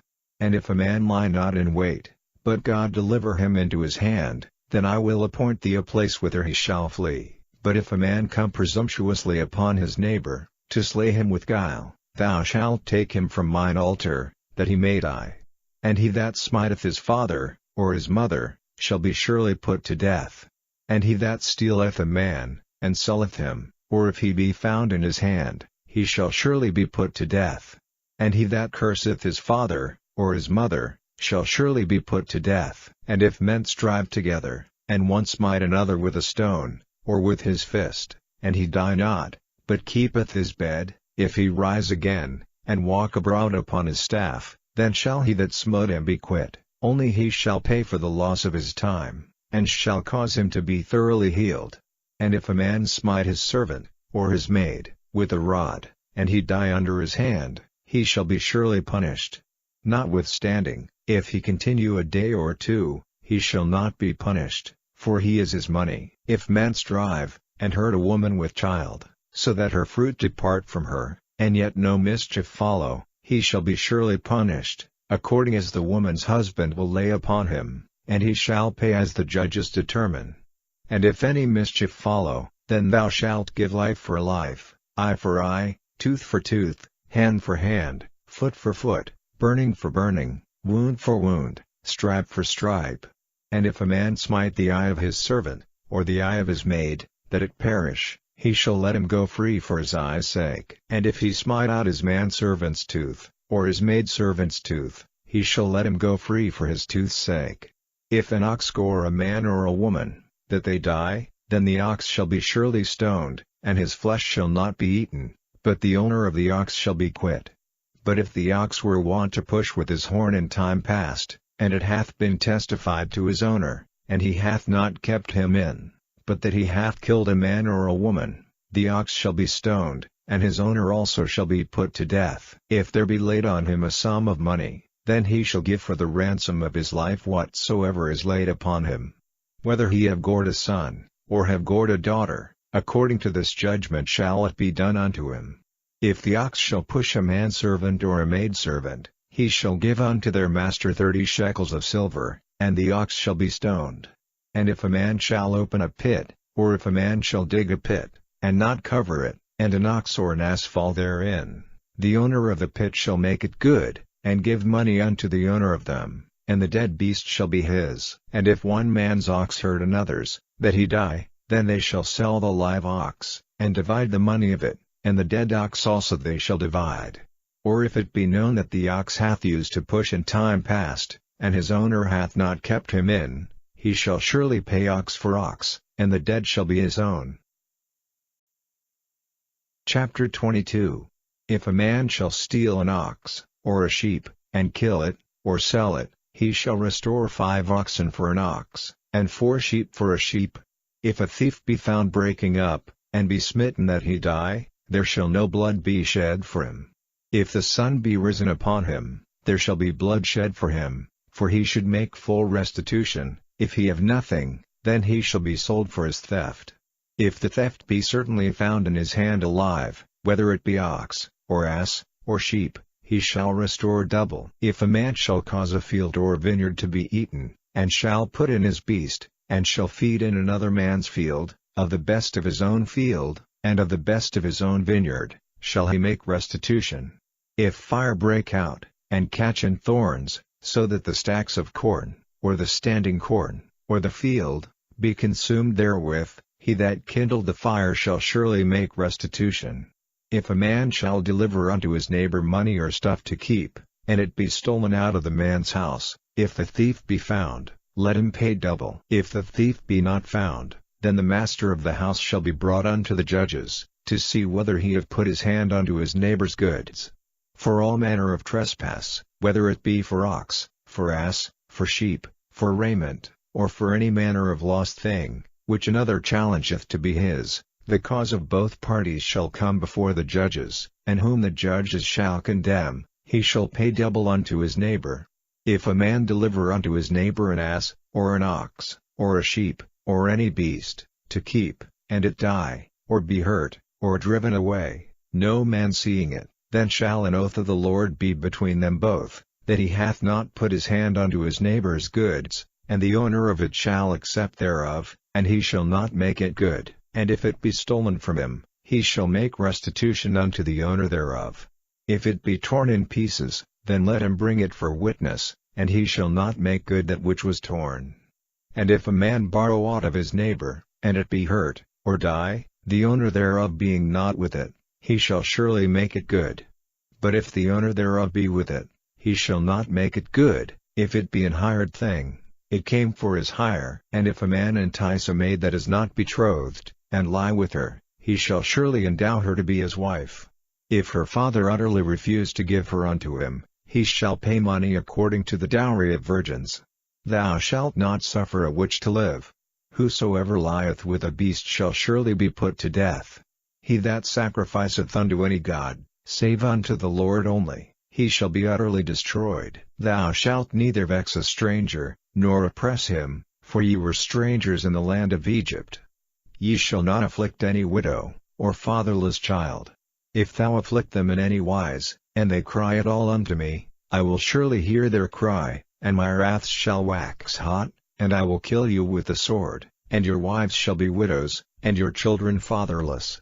If thou lend money to any of my people that is poor by thee, thou shalt not be to him as an usurer, neither shalt thou lay upon him usury. If thou at all take thy neighbor's raiment to pledge, thou shalt deliver it unto him by that the sun goeth down, for that is his covering only, it is his raiment for his skin, wherein shall he sleep.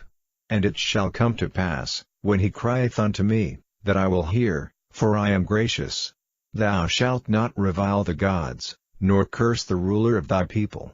Thou shalt not delay to offer the first of thy ripe fruits, and of thy liquors, the firstborn of thy sons shalt thou give unto me. Likewise shalt thou do with thine oxen, and with thy sheep, 7 days it shall be with his dam, on the 8th day thou shalt give it me. And ye shall be holy men unto me, neither shall ye eat any flesh that is torn of beasts in the field, ye shall cast it to the dogs. Chapter 23. Thou shalt not raise a false report, put not thine hand with the wicked to be an unrighteous witness. Thou shalt not follow a multitude to do evil, neither shalt thou speak in a cause to decline after many to wrest judgment, neither shalt thou countenance a poor man in his cause. If thou meet thine enemy's ox or his ass going astray, thou shalt surely bring it back to him again. If thou see the ass of him that hateth thee lying under his burden, and wouldest forbear to help him, thou shalt surely help with him. Thou shalt not wrest the judgment of thy poor in his cause. Keep thee far from a false matter, and the innocent and righteous slay thou not, for I will not justify the wicked. And thou shalt take no gift, for the gift blindeth the wise, and perverteth the words of the righteous.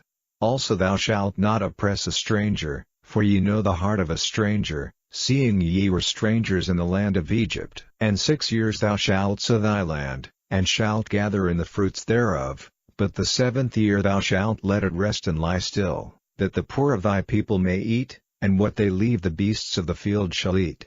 In like manner thou shalt deal with thy vineyard, and with thy oliveyard. 6 days thou shalt do thy work, and on the 7th day thou shalt rest, that thine ox and thine ass may rest, and the son of thy handmaid, and the stranger, may be refreshed. And in all things that I have said unto you be circumspect, and make no mention of the name of other gods, neither let it be heard out of thy mouth. 3 times thou shalt keep a feast unto me in the year. Thou shalt keep the feast of unleavened bread, thou shalt eat unleavened bread 7 days, as I commanded thee, in the time appointed of the month Abib, for in it thou camest out from Egypt, and none shall appear before me empty. And the feast of harvest, the firstfruits of thy labors, which thou hast sown in the field, and the feast of ingathering, which is in the end of the year, when thou hast gathered in thy labors out of the field. 3 times in the year all thy males shall appear before the Lord God. Thou shalt not offer the blood of my sacrifice with leavened bread, neither shall the fat of my sacrifice remain until the morning.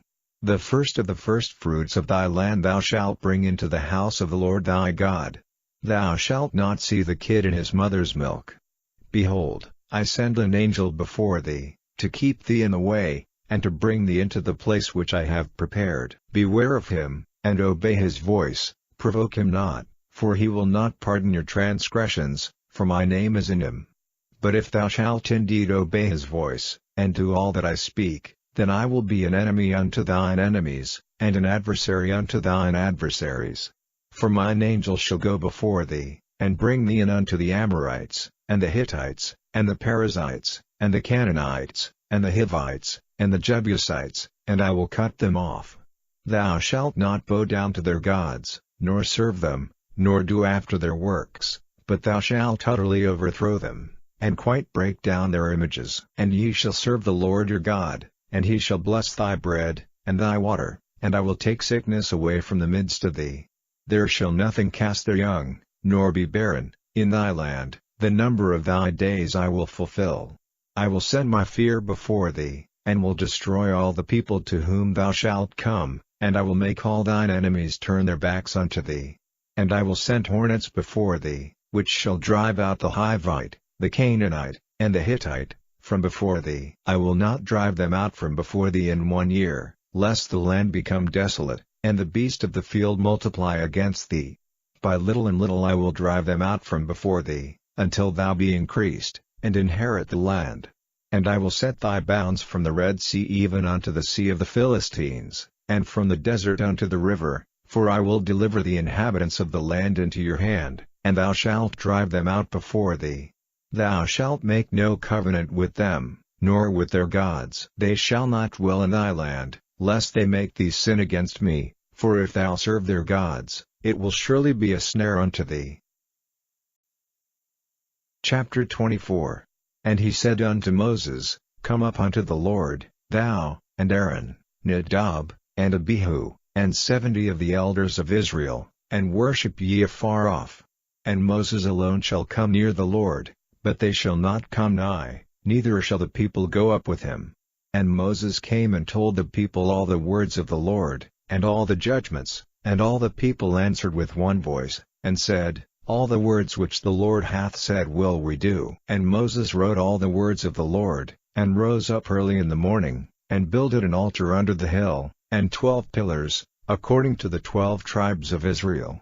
And he sent young men of the children of Israel, which offered burnt offerings, and sacrificed peace offerings of oxen unto the Lord. And Moses took half of the blood, and put it in basins, and half of the blood he sprinkled on the altar. And he took the book of the covenant, and read in the audience of the people, and they said, All that the Lord hath said will we do, and be obedient. And Moses took the blood, and sprinkled it on the people, and said, Behold the blood of the covenant, which the Lord hath made with you concerning all these words. Then went up Moses, and Aaron, Nadab, and Abihu, and 70 of the elders of Israel, and they saw the God of Israel, and there was under his feet as it were a paved work of a sapphire stone, and as it were the body of heaven in his clearness. And upon the nobles of the children of Israel he laid not his hand, also they saw God, and did eat and drink. And the Lord said unto Moses, Come up to me into the mount, and be there, and I will give thee tables of stone, and a law, and commandments which I have written, that thou mayest teach them. And Moses rose up, and his minister Joshua, and Moses went up into the mount of God. And he said unto the elders, Tarry ye here for us, until we come again unto you, and, behold, Aaron and Hur are with you. If any man have any matters to do, let him come unto them. And Moses went up into the mount, and a cloud covered the mount, and the glory of the Lord abode upon Mount Sinai, and the cloud covered it 6 days, and the 7th day he called unto Moses out of the midst of the cloud. And the sight of the glory of the Lord was like devouring fire on the top of the mount in the eyes of the children of Israel. And Moses went into the midst of the cloud, and gat him up into the mount, and Moses was in the mount 40 days and 40 nights. Chapter 25. And the Lord spake unto Moses, saying, Speak unto the children of Israel, that they bring me an offering. Of every man that giveth it willingly with his heart ye shall take my offering. And this is the offering which ye shall take of them, gold, and silver, and brass, and blue, and purple, and scarlet, and fine linen, and goat's hair, and ram's skins dyed red, and badger's skins, and shittim wood, oil for the light, spices for anointing oil, and for sweet incense, onyx stones, and stones to be set in the ephod, and in the breastplate. And let them make me a sanctuary, that I may dwell among them, according to all that I show thee, after the pattern of the tabernacle, and the pattern of all the instruments thereof, even so shall ye make it. And they shall make an ark of shittim wood, 2 cubits and a half shall be the length thereof, and 1 cubit and a half the breadth thereof, and 1 cubit and a half the height thereof. And thou shalt overlay it with pure gold, within and without shalt thou overlay it, and shalt make upon it a crown of gold round about. And thou shalt cast 4 rings of gold for it, and put them in the 4 corners thereof, and 2 rings shall be in the one side of it, and 2 rings in the other side of it. And thou shalt make staves of shittim wood, and overlay them with gold. And thou shalt put the staves into the rings by the sides of the ark, that the ark may be borne with them. The staves shall be in the rings of the ark, they shall not be taken from it. And thou shalt put into the ark the testimony which I shall give thee. And thou shalt make a mercy seat of pure gold, 2 cubits and a half shall be the length thereof, and 1 cubit and a half the breadth thereof. And thou shalt make 2 cherubims of gold, of beaten work shalt thou make them, in the 2 ends of the mercy seat. And make 1 cherub on the one end, and the other cherub on the other end. Even of the mercy seat shall ye make the cherubims on the two ends thereof. And the cherubims shall stretch forth their wings on high, covering the mercy seat with their wings, and their faces shall look one to another. Toward the mercy seat shall the faces of the cherubims be. And thou shalt put the mercy seat above upon the ark, and in the ark thou shalt put the testimony that I shall give thee.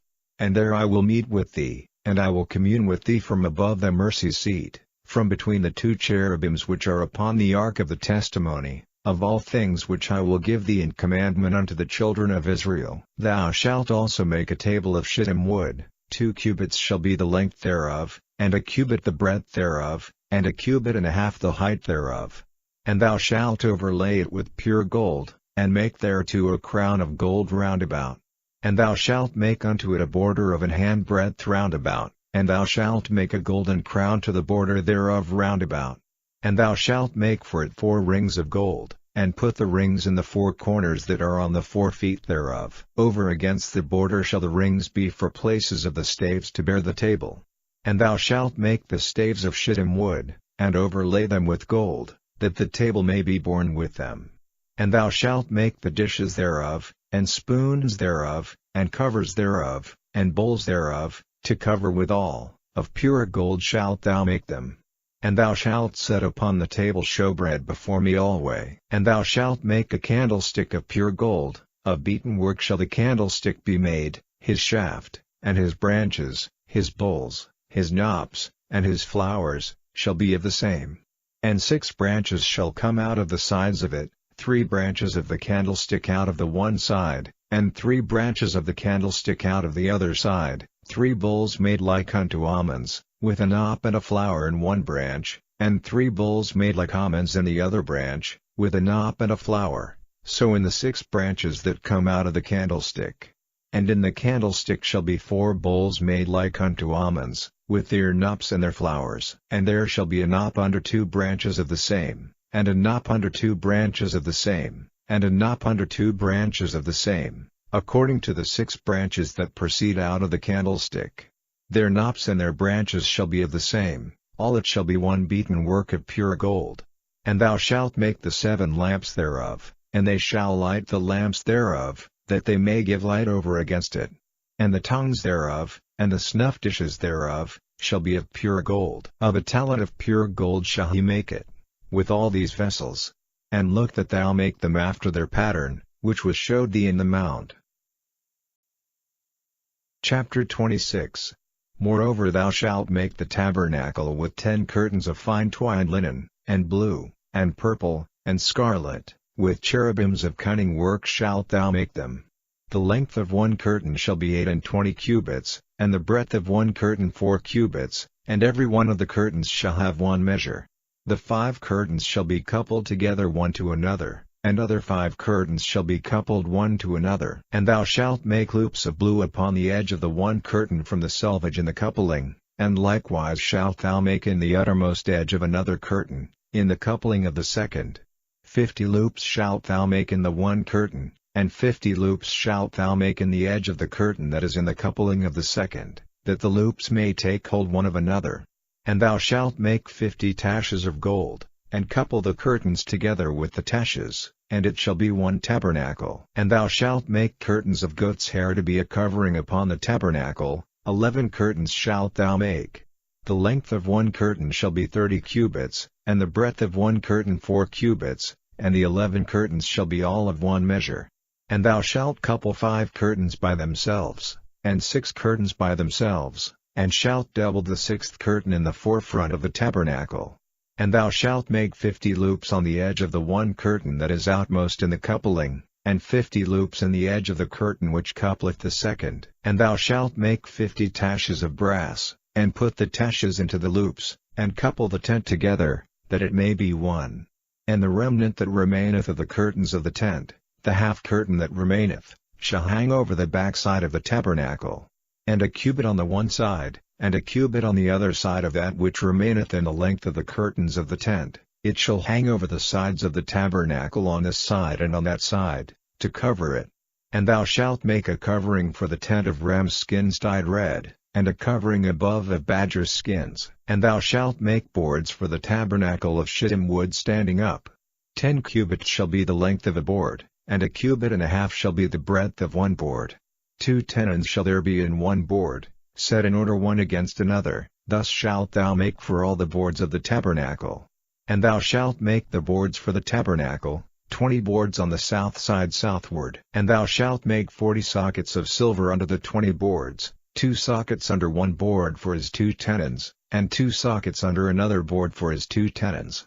And for the second side of the tabernacle on the north side there shall be 20 boards, and there 40 sockets of silver, 2 sockets under one board, and 2 sockets under another board.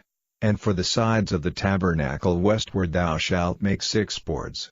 And 2 boards shalt thou make for the corners of the tabernacle in the 2 sides. And they shall be coupled together beneath, and they shall be coupled together above the head of it unto one ring. Thus shall it be for them both, they shall be for the 2 corners. And they shall be 8 boards, and their sockets of silver, 16 sockets, 2 sockets under one board, and 2 sockets under another board. And thou shalt make bars of shittim wood, 5 for the boards of the one side of the tabernacle, and 5 bars for the boards of the other side of the tabernacle, and 5 bars for the boards of the side of the tabernacle, for the 2 sides westward. And the middle bar in the midst of the board shall reach from end to end. And thou shalt overlay the boards with gold, and make their rings of gold for places for the bars, and thou shalt overlay the bars with gold. And thou shalt rear up the tabernacle according to the fashion thereof which was showed thee in the mount. And thou shalt make a veil of blue, and purple, and scarlet, and fine twined linen of cunning work, with cherubim shall it be made, and thou shalt hang it upon 4 pillars of shittim wood overlaid with gold, their hooks shall be of gold, upon the 4 sockets of silver. And thou shalt hang up the veil unto the taches, that thou mayest bring in thither within the veil the ark of the testimony. And the veil shall divide unto you between the holy place and the most holy. And thou shalt put the mercy seat upon the ark of the testimony in the most holy place. And thou shalt set the table without the veil, and the candlestick over against the table on the side of the tabernacle toward the south, and thou shalt put the table on the north side. And thou shalt make an hanging for the door of the tent, of blue, and purple, and scarlet, and fine twined linen, wrought with needlework. And thou shalt make for the hanging 5 pillars of shittim wood, and overlay them with gold, and their hooks shall be of gold, and thou shalt cast 5 sockets of brass for them. Chapter 27. And thou shalt make an altar of shittim wood, 5 cubits long, and 5 cubits broad. The altar shall be 4 square, and the height thereof shall be 3 cubits. And thou shalt make the horns of it upon the 4 corners thereof. His horns shall be of the same, and thou shalt overlay it with brass. And thou shalt make his pans to receive his ashes, and his shovels, and his basins, and his flesh hooks, and his firepans, all the vessels thereof thou shalt make of brass. And thou shalt make for it a grate of network of brass, and upon the net shalt thou make 4 brassen rings in the 4 corners thereof. And thou shalt put it under the compass of the altar beneath, that the net may be even to the midst of the altar. And thou shalt make staves for the altar, staves of shittim wood, and overlay them with brass. And the staves shall be put into the rings, and the staves shall be upon the 2 sides of the altar, to bear it. Hollow with boards shalt thou make it, as it was showed thee in the mount, so shall they make it. And thou shalt make the court of the tabernacle. For the south side southward there shall be hangings for the court of fine twined linen of 100 cubits long for one side. And the 20 pillars thereof and their 20 sockets shall be of brass, the hooks of the pillars and their fillets shall be of silver. And likewise for the north side in length there shall be hangings of 100 cubits long, and his 20 pillars and their 20 sockets of brass, the hooks of the pillars and their fillets of silver. And for the breadth of the court on the west side shall be hangings of 50 cubits, their pillars 10, and their sockets 10. And the breadth of the court on the east side eastward shall be 50 cubits. The hangings of one side of the gate shall be 15 cubits, their pillars 3, and their sockets 3. And on the other side shall be hangings 15 cubits, their pillars 3, and their sockets 3. And for the gate of the court shall be an hanging of 20 cubits, of blue, and purple, and scarlet, and fine twined linen, wrought with needlework. and their pillars shall be 4, and their sockets 4. All the pillars round about the court shall be filleted with silver, their hooks shall be of silver, and their sockets of brass. The length of the court shall be 100 cubits, and the breadth 50 everywhere, and the height 5 cubits of fine twined linen, and their sockets of brass. All the vessels of the tabernacle and all the service thereof, and all the pins thereof, and all the pins of the court, shall be of brass. And thou shalt command the children of Israel, that they bring thee pure oil olive beaten for the light, to cause the lamp to burn always. In the tabernacle of the congregation without the veil, which is before the testimony, Aaron and his sons shall order it from evening to morning before the Lord. It shall be a statute forever unto their generations on the behalf of the children of Israel. Chapter 28. And take thou unto thee Aaron thy brother, and his sons with him, from among the children of Israel, that he may minister unto me in the priest's office, even Aaron, Nadab, and Abihu, Eleazar and Itamar, Aaron's sons. And thou shalt make holy garments for Aaron thy brother for glory and for beauty. And thou shalt speak unto all that are wise-hearted, whom I have filled with the spirit of wisdom, that they may make Aaron's garments to consecrate him, that he may minister unto me in the priest's office. And these are the garments which they shall make: a breastplate, and an ephod, and a robe, and a broidered coat, a mitre, and a girdle. And they shall make holy garments for Aaron thy brother, and his sons, that he may minister unto me in the priest's office. And they shall take gold, and blue, and purple, and scarlet, and fine linen. And they shall make the ephod of gold, of blue, and of purple, of scarlet, and fine twined linen, with cunning work. It shall have the 2 shoulder pieces thereof joined at the 2 edges thereof, and so it shall be joined together. And the curious girdle of the ephod, which is upon it, shall be of the same, according to the work thereof, even of gold, of blue, and purple, and scarlet, and fine twined linen. And thou shalt take 2 onyx stones, and grave on them the names of the children of Israel, 6 of their names on one stone, and the other 6 names of the rest on the other stone, according to their birth. With the work of an engraver in stone, like the engravings of a signet, shalt thou engrave the 2 stones with the names of the children of Israel. Thou shalt make them to be set in ouches of gold. And thou shalt put the 2 stones upon the shoulders of the ephod for stones of memorial unto the children of Israel, and Aaron shall bear their names before the Lord upon his 2 shoulders for a memorial. And thou shalt make ouches of gold, and 2 chains of pure gold at the ends, of wreathen work shalt thou make them, and fasten the wreathen chains to the ouches. And thou shalt make the breastplate of judgment with cunning work, after the work of the ephod thou shalt make it, of gold, of blue, and of purple, and of scarlet, and of fine twined linen, shalt thou make it. 4 square it shall be, being doubled, a span shall be the length thereof, and a span shall be the breadth thereof. And thou shalt set in its settings of stones, even 4 rows of stones. The first row shall be a sardius, a topaz, and a carbuncle. This shall be the first row. And the second row shall be an emerald, a sapphire, and a diamond. And the third row a ligure, an agate, and an amethyst. And the 4th row a beryl, and an onyx, and a jasper. They shall be set in gold in their enclosings. And the stones shall be with the names of the children of Israel, 12, according to their names, like the engravings of a signet, every one with his name shall they be according to the 12 tribes. And thou shalt make upon the breastplate chains at the ends of wreathen work of pure gold. And thou shalt make upon the breastplate 2 rings of gold, and shalt put the 2 rings on the 2 ends of the breastplate.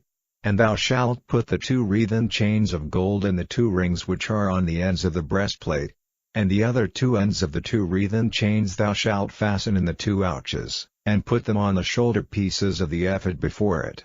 And thou shalt make 2 rings of gold, and thou shalt put them upon the 2 ends of the breastplate and the border thereof, which is in the side of the ephod inward. And 2 other rings of gold thou shalt make, and shalt put them on the 2 sides of the ephod underneath, toward the forepart thereof, over against the other coupling thereof, above the curious girdle of the ephod. And they shall bind the breastplate by the rings thereof unto the rings of the ephod with a lace of blue, that it may be above the curious girdle of the ephod, and that the breastplate be not loosed from the ephod. And Aaron shall bear the names of the children of Israel in the breastplate of judgment upon his heart, when he goeth in unto the holy place, for a memorial before the Lord continually. And thou shalt put in the breastplate of judgment the Urim and the Thummim, and they shall be upon Aaron's heart, when he goeth in before the Lord, and Aaron shall bear the judgment of the children of Israel upon his heart before the Lord continually. And thou shalt make the robe of the ephod olive blue. And there shall be an hole in the top of it, in the midst thereof, it shall have a binding of woven work round about the whole of it, as it were the whole of an habergeon, that it be not rent. And beneath upon the hem of it thou shalt make pomegranates of blue, and of purple, and of scarlet, round about the hem thereof, and bells of gold between them round about, a golden bell and a pomegranate, a golden bell and a pomegranate, upon the hem of the robe round about. And it shall be upon Aaron to minister, and his sound shall be heard when he goeth in unto the holy place before the Lord, and when he cometh out, that he die not. And thou shalt make a plate of pure gold, and grave upon it, like the engravings of a signet, holiness to the Lord. And thou shalt put it on a blue lace, that it may be upon the mitre, upon the forefront of the mitre it shall be. And it shall be upon Aaron's forehead, that Aaron may bear the iniquity of the holy things, which the children of Israel shall hallow in all their holy gifts, and it shall be always upon his forehead, that they may be accepted before the Lord. And thou shalt embroider the coat of fine linen, and thou shalt make the mitre of fine linen, and thou shalt make the girdle of needlework. And for Aaron's sons thou shalt make coats, and thou shalt make for them girdles, and bonnets shalt thou make for them, for glory and for beauty. And thou shalt put them upon Aaron thy brother, and his sons with him, and shalt anoint them, and consecrate them, and sanctify them, that they may minister unto me in the priest's office. And thou shalt make them linen breeches to cover their nakedness, from the loins even unto the thighs they shall reach, and they shall be upon Aaron, and upon his sons, when they come in unto the tabernacle of the congregation, or when they come near unto the altar to minister in the holy place, that they bear not iniquity, and die. It shall be a statute forever unto him and his seed after him. Chapter 29. And this is the thing that thou shalt do unto them to hallow them, to minister unto me in the priest's office. Take 1 young bullock, and 2 rams without blemish, and unleavened bread, and cakes unleavened tempered with oil, and wafers unleavened anointed with oil, of wheaten flour shalt thou make them. And thou shalt put them into 1 basket, and bring them in the basket, with the bullock and the 2 rams. And Aaron and his sons thou shalt bring unto the door of the tabernacle of the congregation, and shalt wash them with water. And thou shalt take the garments, and put upon Aaron the coat, and the robe of the ephod, and the breastplate, and gird him with the curious girdle of the ephod, and thou shalt put the mitre upon his head, and put the holy crown upon the mitre. Then shalt thou take the anointing oil, and pour it upon his head, and anoint him. And thou shalt bring his sons, and put coats upon them, and thou shalt gird them with girdles, Aaron and his sons, and put the bonnets on them, and the priest's office shall be theirs for a perpetual statute, and thou shalt consecrate Aaron and his sons. And thou shalt cause a bullock to be brought before the tabernacle of the congregation, and Aaron and his sons shall put their hands upon the head of the bullock. And thou shalt kill the bullock before the Lord, by the door of the tabernacle of the congregation. And thou shalt take of the blood of the bullock, and put it upon the horns of the altar with thy finger, and pour all the blood beside the bottom of the altar. And thou shalt take all the fat that covereth the inwards, and the caul that is above the liver, and the 2 kidneys, and the fat that is upon them, and burn them upon the altar. But the flesh of the bullock, and his skin, and his dung, shalt thou burn with fire without the camp. It is a sin offering. Thou shalt also take 1 ram, and Aaron and his sons shall put their hands upon the head of the ram. And thou shalt slay the ram, and thou shalt take his blood, and sprinkle it round about upon the altar. And thou shalt cut the ram in pieces, and wash the inwards of him, and his legs, and put them unto his pieces, and unto his head. And thou shalt burn the whole ram upon the altar. It is a burnt offering unto the Lord, it is a sweet savour, an offering made by fire unto the Lord. And thou shalt take the other ram, and Aaron and his sons shall put their hands upon the head of the ram. Then shalt thou kill the ram, and take of his blood, and put it upon the tip of the right ear of Aaron, and upon the tip of the right ear of his sons, and upon the thumb of their right hand, and upon the great toe of their right foot, and sprinkle the blood upon the altar round about. And thou shalt take of the blood that is upon the altar, and of the anointing oil, and sprinkle it upon Aaron, and upon his garments, and upon his sons, and upon the garments of his sons with him, and he shall be hallowed, and his garments, and his sons' garments with him. Also thou shalt take of the ram the fat and the rump, and the fat that covereth the inwards, and the caul above the liver, and the 2 kidneys, and the fat that is upon them, and the right shoulder, for it is a ram of consecration, and 1 loaf of bread, and 1 cake of oiled bread, and 1 wafer out of the basket of the unleavened bread that is before the Lord, and thou shalt put all in the hands of Aaron, and in the hands of his sons, and shalt wave them for a wave offering before the Lord. And thou shalt receive them of their hands, and burn them upon the altar for a burnt offering, for a sweet savor before the Lord. It is an offering made by fire unto the Lord. And thou shalt take the breast of the ram of Aaron's consecration, and wave it for a wave offering before the Lord, and it shall be thy part. And thou shalt sanctify the breast of the wave offering, and the shoulder of the heave offering, which is waved, and which is heaved up, of the ram of the consecration, even of that which is for Aaron, and of that which is for his sons, and it shall be Aaron's and his sons by a statute forever from the children of Israel. For it is an heave offering, and it shall be an heave offering from the children of Israel of the sacrifice of their peace offerings, even their heave offering unto the Lord. And the holy garments of Aaron shall be his sons after him, to be anointed therein, and to be consecrated in them. And that son that is priest in his stead shall put them on 7 days, when he cometh into the tabernacle of the congregation to minister in the holy place. And thou shalt take the ram of the consecration, and seethe his flesh in the holy place. And Aaron and his sons shall eat the flesh of the ram, and the bread that is in the basket, by the door of the tabernacle of the congregation. And they shall eat those things wherewith the atonement was made, to consecrate and to sanctify them, but a stranger shall not eat thereof, because they are holy. And if aught of the flesh of the consecrations, or of the bread, remain unto the morning, then thou shalt burn the remainder with fire, it shall not be eaten, because it is holy. And thus shalt thou do unto Aaron, and to his sons, according to all things which I have commanded thee. 7 days shalt thou consecrate them, and thou shalt offer every day a bullock for a sin offering for atonement, and thou shalt cleanse the altar, when thou hast made an atonement for it, and thou shalt anoint it, to sanctify it. 7 days thou shalt make an atonement for the altar, and sanctify it, and it shall be an altar most holy. Whatsoever toucheth the altar shall be holy. Now this is that which thou shalt offer upon the altar, 2 lambs of the first year day by day continually. The 1 lamb thou shalt offer in the morning, and the other lamb thou shalt offer at even, and with the 1 lamb a 10th deal of flour mingled with the 4th part of an hin of beaten oil, and the 4th part of an hin of wine for a drink offering.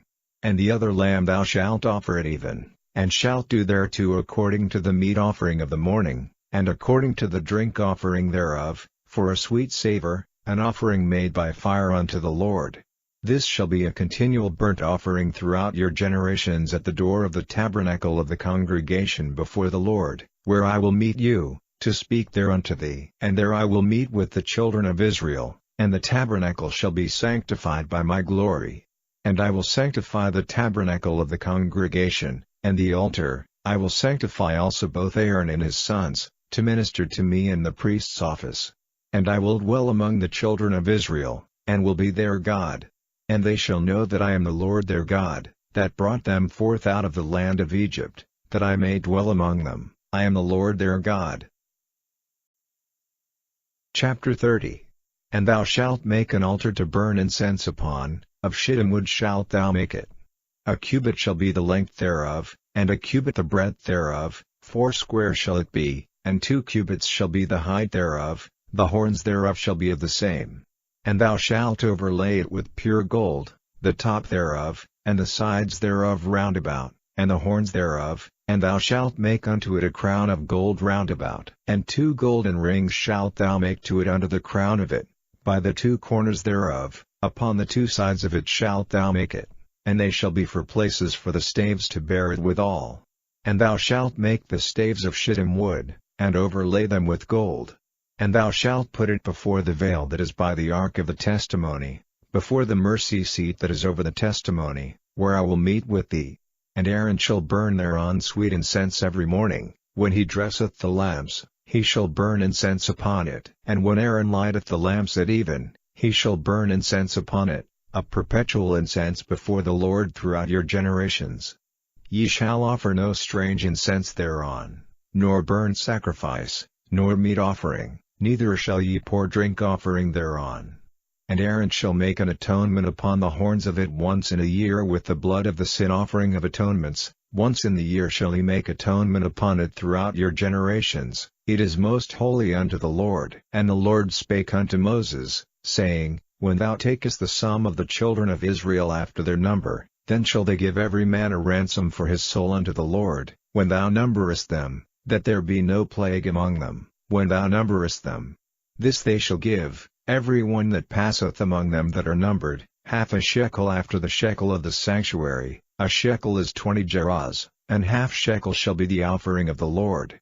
Every one that passeth among them that are numbered, from 20 years old and above, shall give an offering unto the Lord. The rich shall not give more, and the poor shall not give less than half a shekel, when they give an offering unto the Lord, to make an atonement for your souls.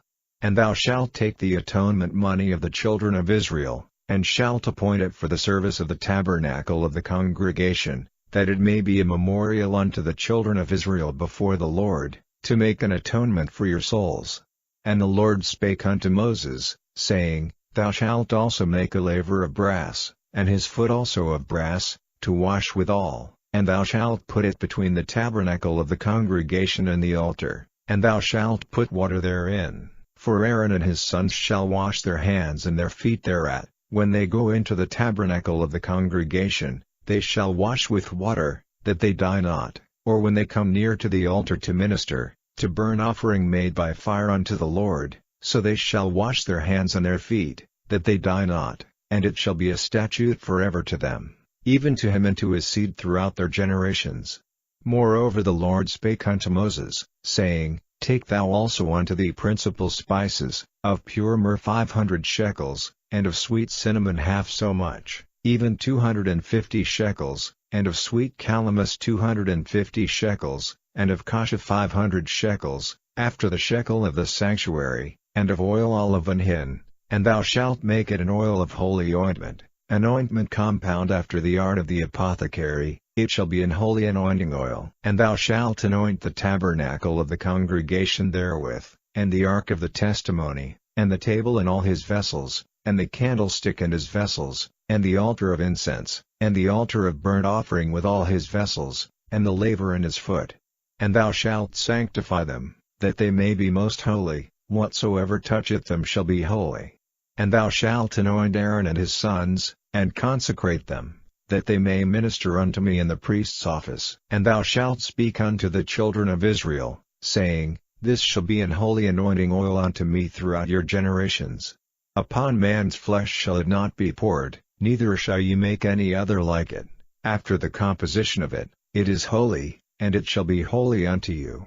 Whosoever compoundeth any like it, or whosoever putteth any of it upon a stranger, shall even be cut off from his people. And the Lord said unto Moses, Take unto thee sweet spices, stacte, and onycha, and galbanum, these sweet spices with pure frankincense, of each shall there be a like weight, and thou shalt make it a perfume, a confection after the art of the apothecary, tempered together, pure and holy, and thou shalt beat some of it very small, and put of it before the testimony in the tabernacle of the congregation, where I will meet with thee, it shall be unto you most holy. And as for the perfume which thou shalt make, ye shall not make to yourselves according to the composition thereof, it shall be unto thee holy for the Lord. Whosoever shall make like unto that, to smell thereto, shall even be cut off from his people. Chapter 31. And the Lord spake unto Moses, saying, See, I have called by name Bezaleel the son of Uri, the son of Hur, of the tribe of Judah. And I have filled him with the Spirit of God, in wisdom, and in understanding, and in knowledge, and in all manner of workmanship, to devise cunning works, to work in gold, and in silver, and in brass, and in cutting of stones, to set them, and in carving of timber, to work in all manner of workmanship. And I, behold, I have given with him Aholiab, the son of Ahisamach, of the tribe of Dan, and in the hearts of all that are wise-hearted I have put wisdom, that they may make all that I have commanded thee, the tabernacle of the congregation, and the ark of the testimony, and the mercy seat that is thereupon, and all the furniture of the tabernacle, and the table and his furniture, and the pure candlestick with all his furniture, and the altar of incense, and the altar of burnt offering with all his furniture, and the laver in his foot, and the cloths of service, and the holy garments for Aaron the priest, and the garments of his sons, to minister in the priest's office, and the anointing oil, and sweet incense for the holy place, according to all that I have commanded thee shall they do. And the Lord spake unto Moses, saying, Speak thou also unto the children of Israel, saying, Verily my Sabbaths ye shall keep, for it is a sign between me and you throughout your generations, that ye may know that I am the Lord that doth sanctify you. Ye shall keep the Sabbath therefore, for it is holy unto you. Every one that defileth it shall surely be put to death, for whosoever doeth any work therein, that soul shall be cut off from among his people. 6 days may work be done, but in the seventh is the Sabbath of rest, holy to the Lord. Whosoever doeth any work in the Sabbath day, he shall surely be put to death. Wherefore the children of Israel shall keep the Sabbath, to observe the Sabbath throughout their generations, for a perpetual covenant. It is a sign between me and the children of Israel forever, for in 6 days the Lord made heaven and earth, and on the seventh day he rested, and was refreshed. And he gave unto Moses, when he had made an end of communing with him upon Mount Sinai, 2 tables of testimony, tables of stone, written with the finger of God. Chapter 32. And when the people saw that Moses delayed to come down out of the mount, the people gathered themselves together unto Aaron, and said unto him, Up, make us gods, which shall go before us, for as for this Moses, the man that brought us up out of the land of Egypt, we wot not what is become of him. And Aaron said unto them, Break off the golden earrings, which are in the ears of your wives, of your sons, and of your daughters, and bring them unto me. And all the people brake off the golden earrings which were in their ears, and brought them unto Aaron. And he received them at their hand, and fashioned it with a graving tool, after he had made it a molten calf. And they said, These be thy gods, O Israel, which brought thee up out of the land of Egypt. And when Aaron saw it, he built an altar before it, and Aaron made proclamation, and said, Tomorrow is a feast to the Lord. And they rose up early on the morrow, and offered burnt offerings, and brought peace offerings, and the people sat down to eat and to drink, and rose up to play. And the Lord said unto Moses, Go, get thee down, for thy people, which thou broughtest out of the land of Egypt, have corrupted themselves. They have turned aside quickly out of the way which I commanded them. They have made them a molten calf, and have worshipped it, and have sacrificed thereunto, and said, These be thy gods, O Israel, which have brought thee up out of the land of Egypt.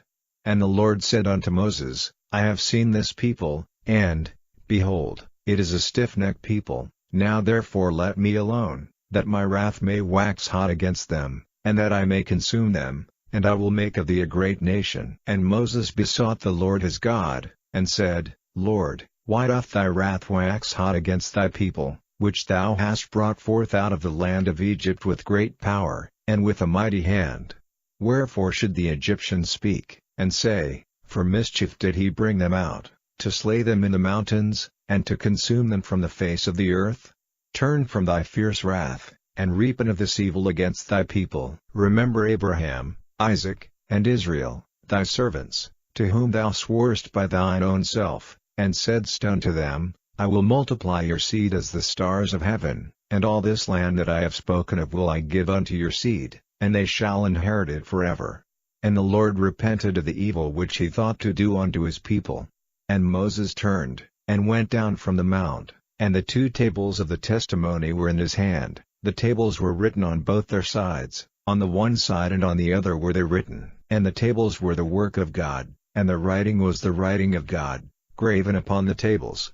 And when Joshua heard the noise of the people as they shouted, he said unto Moses, There is a noise of war in the camp. And he said, It is not the voice of them that shout for mastery, neither is it the voice of them that cry for being overcome, but the noise of them that sing do I hear. And it came to pass, as soon as he came nigh unto the camp, that he saw the calf, and the dancing, and Moses' anger waxed hot, and he cast the tables out of his hands, and brake them beneath the mount. And he took the calf which they had made, and burned it in the fire, and ground it to powder, and strawed it upon the water, and made the children of Israel drink of it. And Moses said unto Aaron, What did this people unto thee, that thou hast brought so great a sin upon them? And Aaron said, Let not the anger of my Lord wax hot, thou knowest the people, that they are set on mischief. For they said unto me, Make us gods, which shall go before us, for as for this Moses, the man that brought us up out of the land of Egypt, we wot not what is become of him. And I said unto them, Whosoever hath any gold, let them break it off. So they gave it me, then I cast it into the fire, and there came out this calf. And when Moses saw that the people were naked, for Aaron had made them naked unto their shame among their enemies, then Moses stood in the gate of the camp, and said, Who is on the Lord's side? Let him come unto me. And all the sons of Levi gathered themselves together unto him. And he said unto them, Thus saith the Lord God of Israel, Put every man his sword by his side, and go in and out from gate to gate throughout the camp, and slay every man his brother, and every man his companion, and every man his neighbor. And the children of Levi did according to the word of Moses, and there fell of the people that day about 3,000 men. For Moses had said, Consecrate yourselves today to the Lord, even every man upon his son, and upon his brother, that he may bestow upon you a blessing this day. And it came to pass on the morrow, that Moses said unto the people, Ye have sinned a great sin, and now I will go up unto the Lord, peradventure I shall make an atonement for your sin. And Moses returned unto the Lord, and said, Oh, this people have sinned a great sin, and have made them gods of gold. Yet now, if thou wilt forgive their sin, and if not, blot me, I pray thee, out of thy book which thou hast written. And the Lord said unto Moses, Whosoever hath sinned against me, him will I blot out of my book. Therefore now go, lead the people unto the place of which I have spoken unto thee. Behold, mine angel shall go before thee, nevertheless in the day when I will visit their sin upon them. And the Lord plagued the people, because they made the calf, which Aaron made. Chapter 33. And the Lord said unto Moses, Depart, and go up hence, thou and the people which thou hast brought up out of the land of Egypt, unto the land which I sware unto Abraham, to Isaac, and to Jacob, saying, Unto thy seed will I give it, and I will send an angel before thee, and I will drive out the Canaanite, the Amorite, and the Hittite, and the Perizzite, the Hivite, and the Jebusite, unto a land flowing with milk and honey, for I will not go up in the midst of thee, for thou art a stiff-necked people, lest I consume thee in the way. And when the people heard these evil tidings, they mourned, and no man did put on him his ornaments. For the Lord had said unto Moses, Say unto the children of Israel, Ye are a stiff-necked people, I will come up into the midst of thee in a moment, and consume thee. Therefore now put off thy ornaments from thee, that I may know what to do unto thee. And the children of Israel stripped themselves of their ornaments by the Mount Horeb. And Moses took the tabernacle, and pitched it without the camp, afar off from the camp, and called it the tabernacle of the congregation. And it came to pass, that every one which sought the Lord went out unto the tabernacle of the congregation, which was without the camp. And it came to pass, when Moses went out unto the tabernacle, that all the people rose up, and stood every man at his tent door, and looked after Moses, until he was gone into the tabernacle. And it came to pass, as Moses entered into the tabernacle, the cloudy pillar descended, and stood at the door of the tabernacle, and the Lord talked with Moses. And all the people saw the cloudy pillar stand at the tabernacle door, and all the people rose up and worshipped, every man in his tent door. And the Lord spake unto Moses face to face, as a man speaketh unto his friend. And he turned again into the camp, but his servant Joshua, the son of Nun, a young man, departed not out of the tabernacle. And Moses said unto the Lord, See, thou sayest unto me, Bring up this people, and thou hast not let me know whom thou wilt send with me. Yet thou hast said, I know thee by name, and thou hast also found grace in my sight. Now therefore, I pray thee, if I have found grace in thy sight, show me now thy way, that I may know thee, that I may find grace in thy sight, and consider that this nation is thy people. And he said, My presence shall go with thee, and I will give thee rest. And he said unto him, If thy presence go not with me, carry us not up hence. For wherein shall it be known here that I and thy people have found grace in thy sight? Is it not in that thou goest with us? So shall we be separated, I and thy people, from all the people that are upon the face of the earth. And the Lord said unto Moses, I will do this thing also that thou hast spoken, for thou hast found grace in my sight, and I know thee by name. And he said, I beseech thee, show me thy glory. And he said, I will make all my goodness pass before thee, and I will proclaim the name of the Lord before thee, and will be gracious to whom I will be gracious, and will show mercy on whom I will show mercy. And he said, Thou canst not see my face, for there shall no man see me, and live. And the Lord said, Behold, there is a place by me, and thou shalt stand upon a rock, and it shall come to pass, while my glory passeth by, that I will put thee in a cleft of the rock, and will cover thee with my hand while I pass by, and I will take away mine hand, and thou shalt see my back parts, but my face shall not be seen. Chapter 34. And the Lord said unto Moses, Hew thee 2 tables of stone like unto the first, and I will write upon these tables the words that were in the first tables, which thou breakest. And be ready in the morning, and come up in the morning unto Mount Sinai, and present thyself there to me in the top of the mount. And no man shall come up with thee, neither let any man be seen throughout all the mount, neither let the flocks nor herds feed before that mount. And he hewed 2 tables of stone like unto the first, and Moses rose up early in the morning, and went up unto Mount Sinai, as the Lord had commanded him, and took in his hand the 2 tables of stone. And the Lord descended in the cloud, and stood with him there, and proclaimed the name of the Lord. And the Lord passed by before him, and proclaimed, The Lord God, merciful and gracious, long-suffering, and abundant in goodness and truth, keeping mercy for thousands, forgiving iniquity and transgression and sin, and that will by no means clear the guilty, visiting the iniquity of the fathers upon the children, and upon the children's children, unto the 3rd and to the 4th generation. And Moses made haste, and bowed his head toward the earth, and worshipped. And he said, If now I have found grace in thy sight, O Lord, let my Lord, I pray thee, go among us, for it is a stiff-necked people, and pardon our iniquity and our sin, and take us for thine inheritance.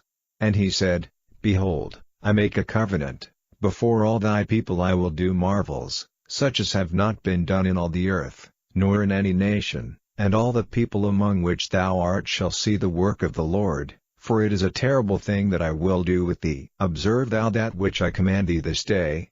Behold, I drive out before thee the Amorite, and the Canaanite, and the Hittite, and the Perizzite, and the Hivite, and the Jebusite.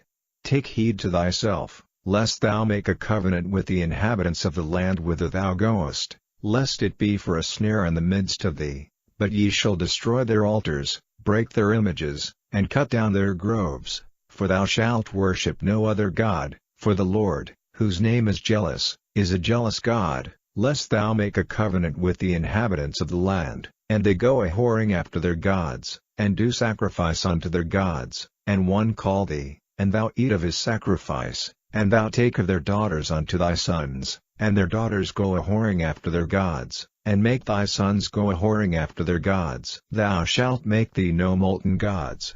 The feast of unleavened bread shalt thou keep. 7 days thou shalt eat unleavened bread, as I commanded thee, in the time of the month Abib, for in the month Abib thou camest out from Egypt. All that openeth the matrix is mine, and every firstling among thy cattle, whether ox or sheep, that is male. But the firstling of an ass thou shalt redeem with a lamb, and if thou redeem him not, then shalt thou break his neck. All the firstborn of thy sons thou shalt redeem. And none shall appear before me empty. 6 days thou shalt work, but on the 7th day thou shalt rest, in earing time and in harvest thou shalt rest. And thou shalt observe the feast of weeks, of the firstfruits of wheat harvest, and the feast of ingathering at the year's end. Thrice in the year shall all your men children appear before the Lord God, the God of Israel, for I will cast out the nations before thee, and enlarge thy borders, neither shall any man desire thy land, when thou shalt go up to appear before the Lord thy God thrice in the year. Thou shalt not offer the blood of my sacrifice with leaven, neither shall the sacrifice of the feast of the Passover be left unto the morning.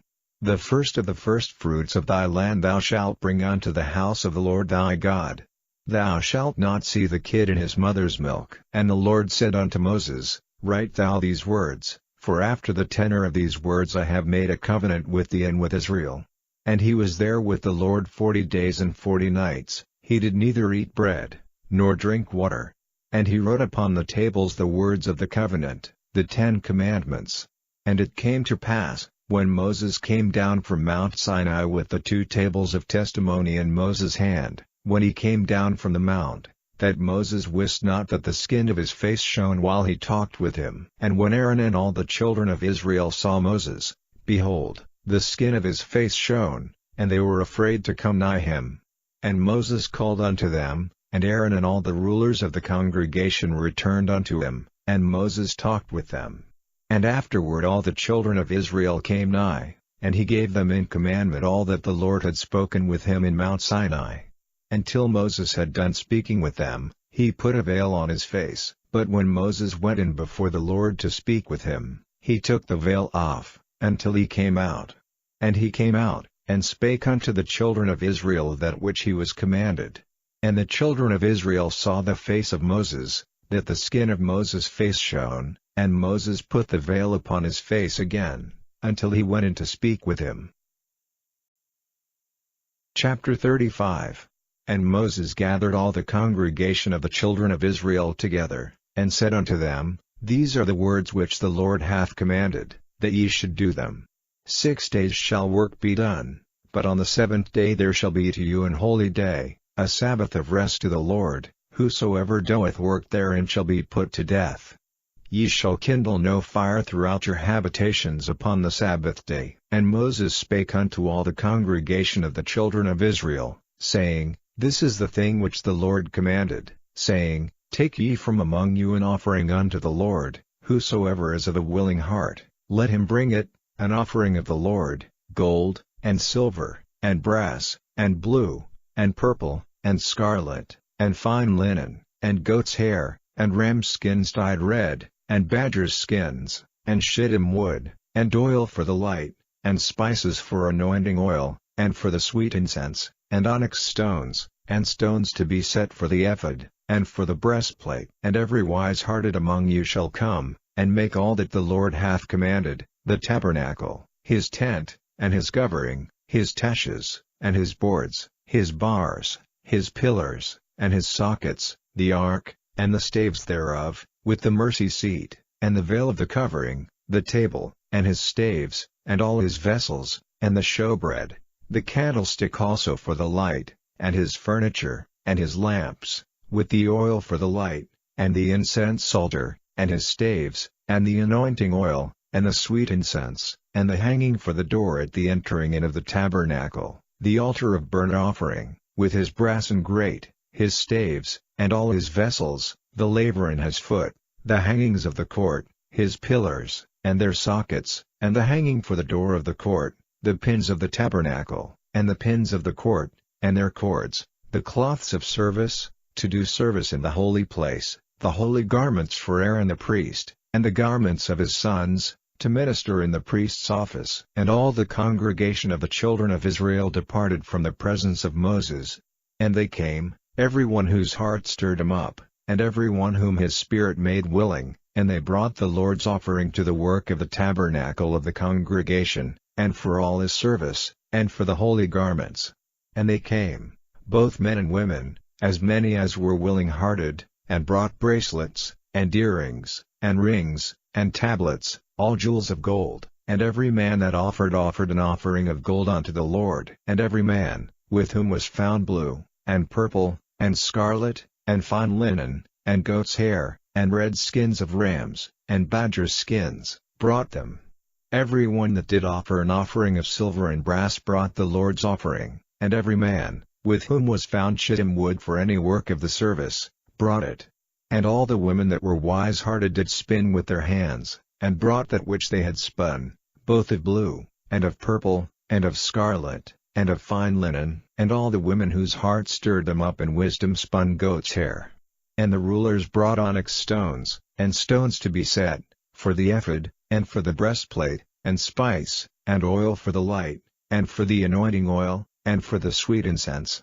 The children of Israel brought a willing offering unto the Lord, every man and woman, whose heart made them willing to bring for all manner of work, which the Lord had commanded to be made by the hand of Moses. And Moses said unto the children of Israel, See, the Lord hath called by name Bezaleel the son of Uri, the son of Hur, of the tribe of Judah, and he hath filled him with the Spirit of God, in wisdom, in understanding, and in knowledge, and in all manner of workmanship, and to devise curious works, to work in gold, and in silver, and in brass, and in the cutting of stones, to set them, and in carving of wood, to make any manner of cunning work.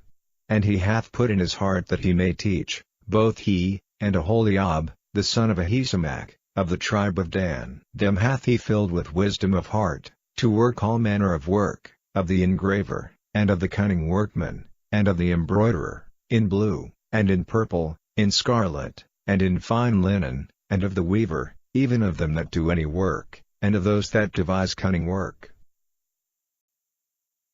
Chapter 36. Then wrought Bezaleel and Aholiab, and every wise-hearted man, in whom the Lord put wisdom and understanding to know how to work all manner of work for the service of the sanctuary, according to all that the Lord had commanded. And Moses called Bezaleel and Aholiab, and every wise-hearted man, in whose heart the Lord had put wisdom, even every one whose heart stirred him up to come unto the work to do it, and they received of Moses all the offering, which the children of Israel had brought for the work of the service of the sanctuary, to make it withal. And they brought yet unto him free offerings every morning. And all the wise men, that wrought all the work of the sanctuary, came every man from his work which they made, and they spake unto Moses, saying, The people bring much more than enough for the service of the work, which the Lord commanded to make. And Moses gave commandment, and they caused it to be proclaimed throughout the camp, saying, Let neither man nor woman make any more work for the offering of the sanctuary. So the people were restrained from bringing, for the stuff they had was sufficient for all the work to make it, and too much. And every wise-hearted man among them that wrought the work of the tabernacle made 10 curtains of fine twined linen, and blue, and purple, and scarlet, with cherubims of cunning work made he them. The length of one curtain was 28 cubits, and the breadth of one curtain 4 cubits, the curtains were all of one size. And he coupled the 5 curtains one unto another, and the other 5 curtains he coupled one unto another. And he made loops of blue on the edge of one curtain from the selvage in the coupling, likewise he made in the uttermost side of another curtain, in the coupling of the second. 50 loops made he in one curtain, and 50 loops made he in the edge of the curtain which was in the coupling of the second, the loops held one curtain to another. And he made 50 taches of gold, and coupled the curtains one unto another with the taches, so it became one tabernacle. And he made curtains of goat's hair for the tent over the tabernacle, 11 curtains he made them. The length of one curtain was 30 cubits, and 4 cubits was the breadth of one curtain, the 11 curtains were of one size. And he coupled 5 curtains by themselves, and 6 curtains by themselves. And he made 50 loops upon the uttermost edge of the curtain in the coupling, and 50 loops made he upon the edge of the curtain which coupleth the second. And he made 50 taches of brass to couple the tent together, that it might be one.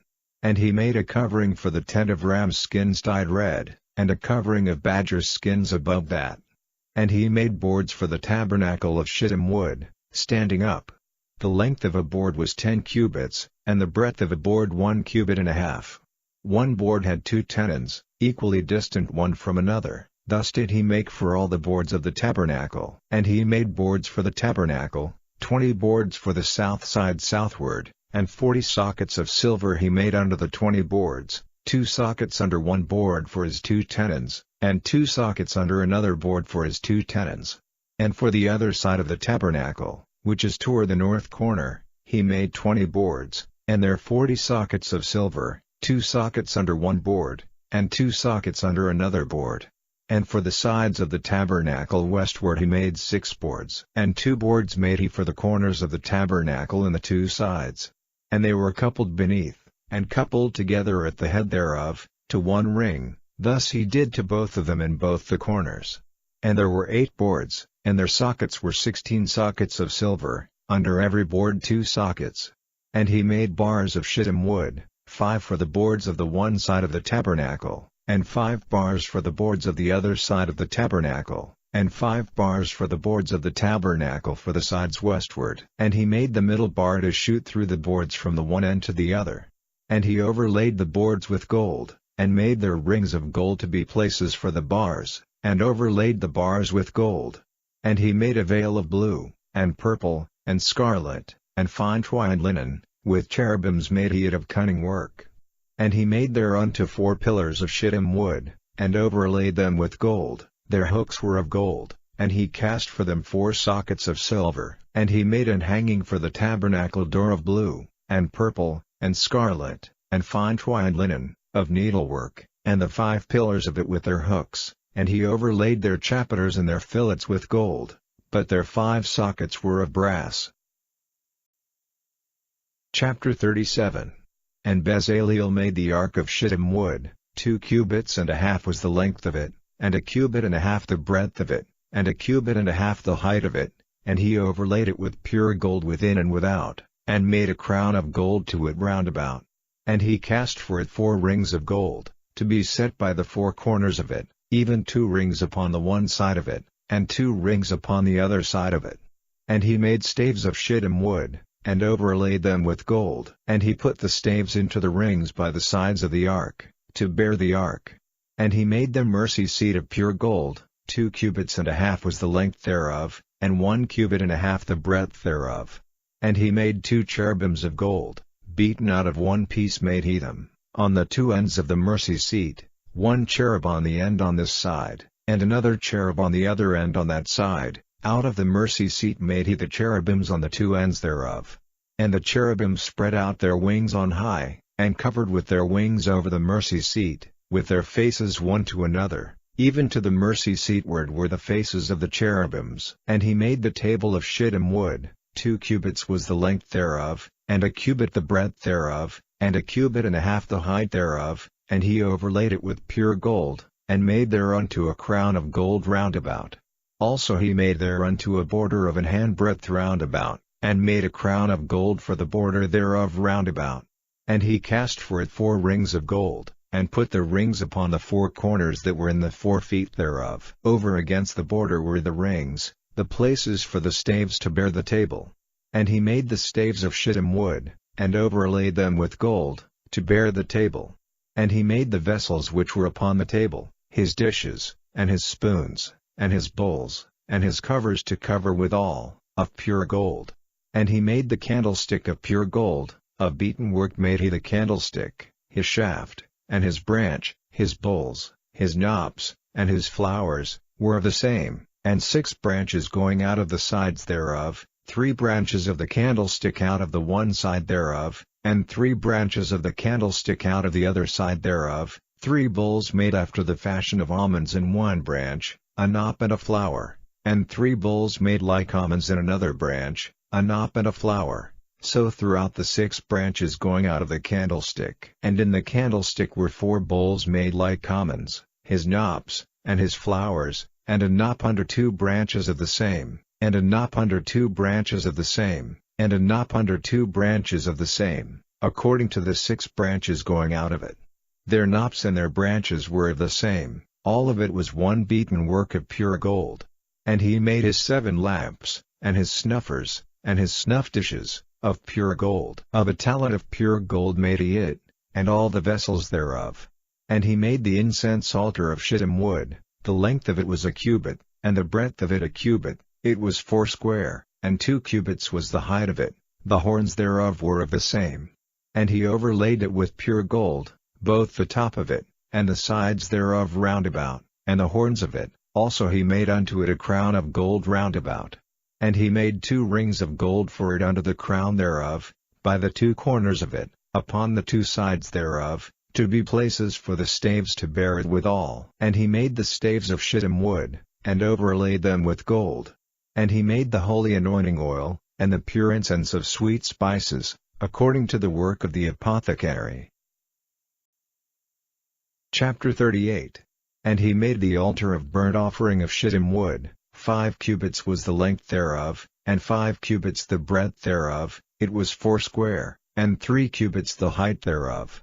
And he made the horns thereof on the 4 corners of it, the horns thereof were of the same, and he overlaid it with brass.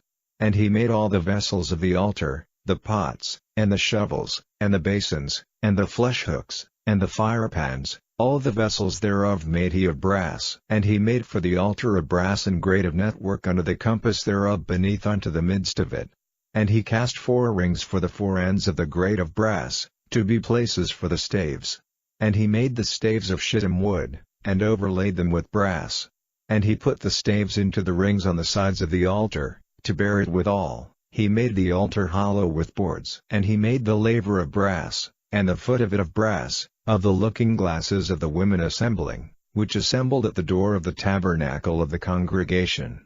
And he made the court, on the south side southward. The hangings of the court were of fine twined linen, 100 cubits, their pillars were 20, and their brass and sockets 20, the hooks of the pillars and their fillets were of silver. And for the north side the hangings were 100 cubits, their pillars were 20, and their sockets of brass 20, the hooks of the pillars and their fillets of silver. And for the west side were hangings of 50 cubits, their pillars 10, and their sockets 10, the hooks of the pillars and their fillets of silver. And for the east side eastward 50 cubits.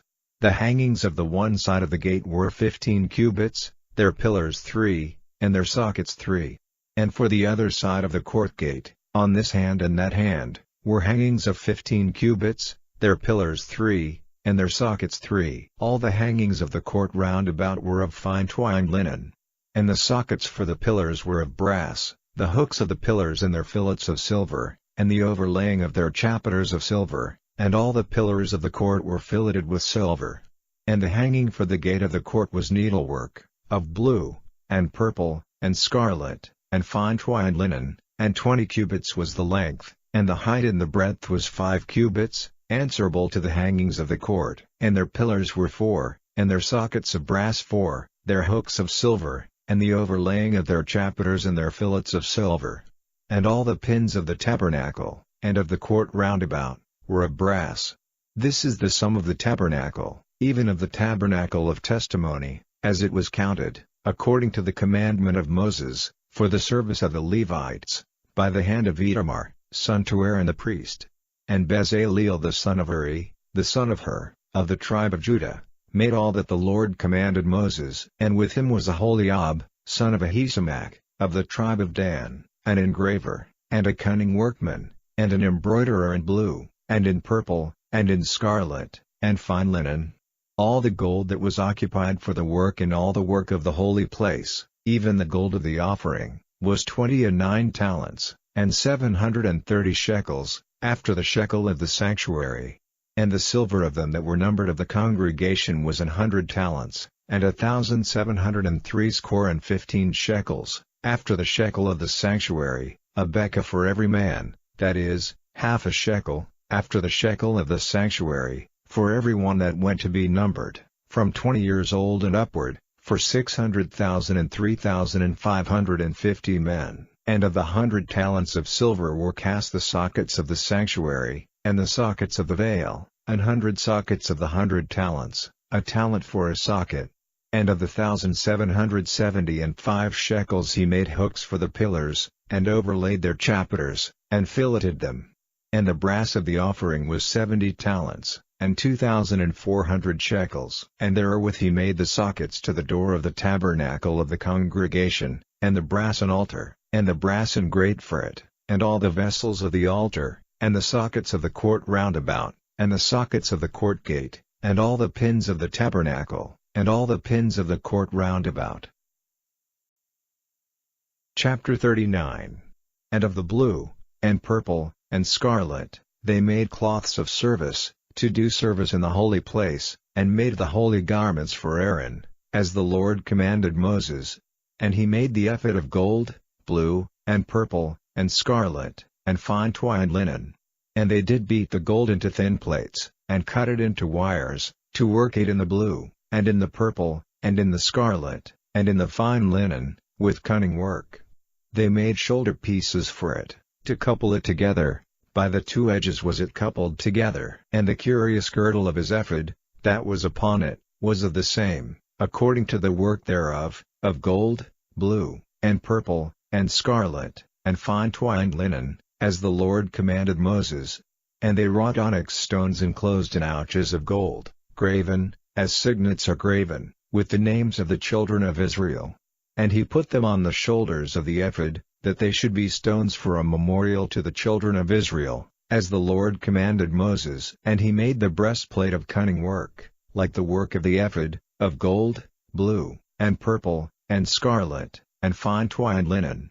It was 4 They made the breastplate double, a span was the length thereof, and a span the breadth thereof, being doubled. And they set in it 4 rows of stones. The first row was a sardius, a topaz, and a carbuncle, this was the first row. And the second row, an emerald, a sapphire, and a diamond. And the third row, a ligure, an agate, and an amethyst. And the fourth row, a beryl, an onyx, and a jasper. They were enclosed in ouches of gold in their enclosings. And the stones were according to the names of the children of Israel, 12, according to their names, like the engravings of a signet, every one with his name, according to the 12 tribes. And they made upon the breastplate chains at the ends, of wreathen work of pure gold. And they made 2 ouches of gold, and 2 gold rings, and put the 2 rings in the 2 ends of the breastplate. And they put the 2 wreathen chains of gold in the 2 rings on the ends of the breastplate. And the 2 ends of the 2 wreathen chains they fastened in the 2 ouches, and put them on the shoulder pieces of the ephod, before it. And they made 2 rings of gold, and put them on the 2 ends of the breastplate, upon the border of it, which was on the side of the ephod inward. And they made 2 other golden rings, and put them on the 2 sides of the ephod underneath, toward the forepart of it, over against the other coupling thereof, above the curious girdle of the ephod.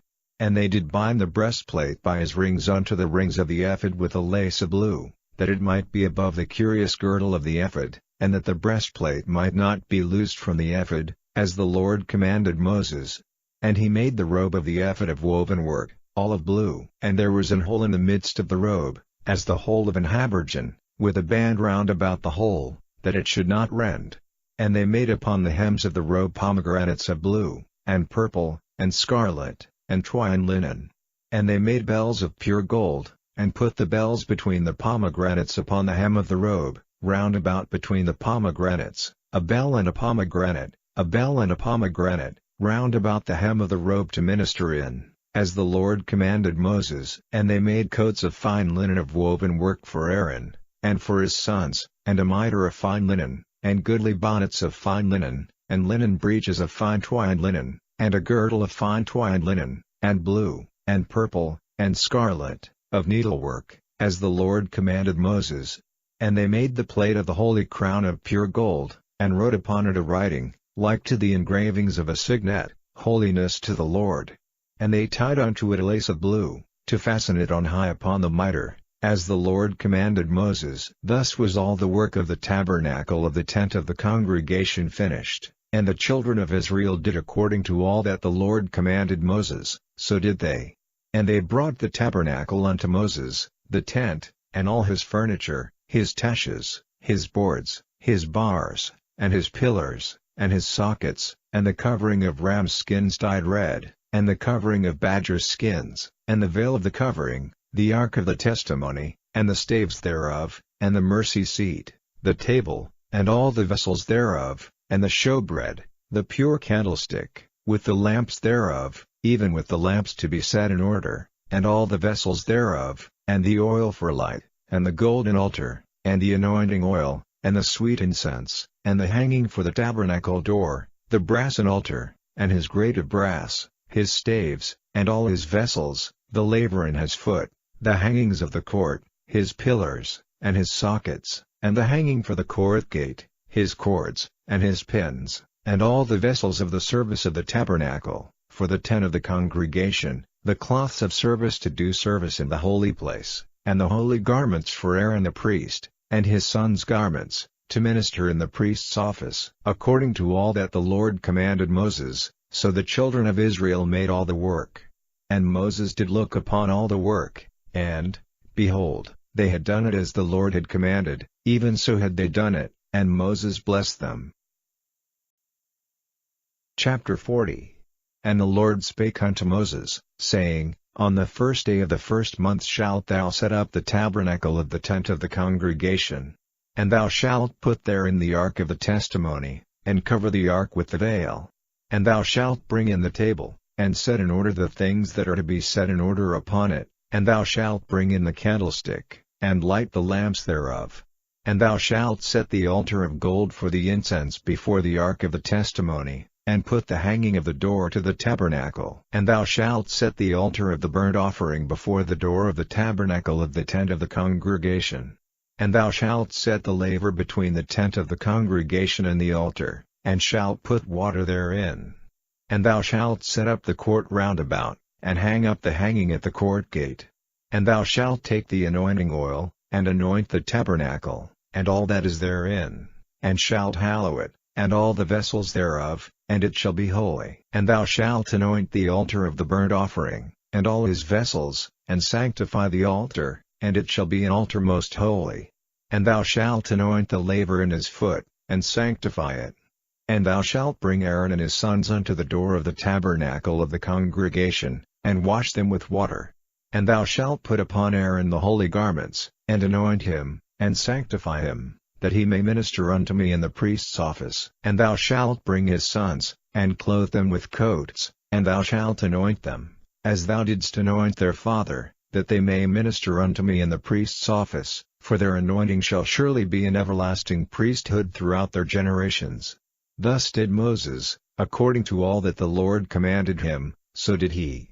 And it came to pass in the first month in the second year, on the first day of the month, that the tabernacle was reared up. And Moses reared up the tabernacle, and fastened his sockets, and set up the boards thereof, and put in the bars thereof, and reared up his pillars.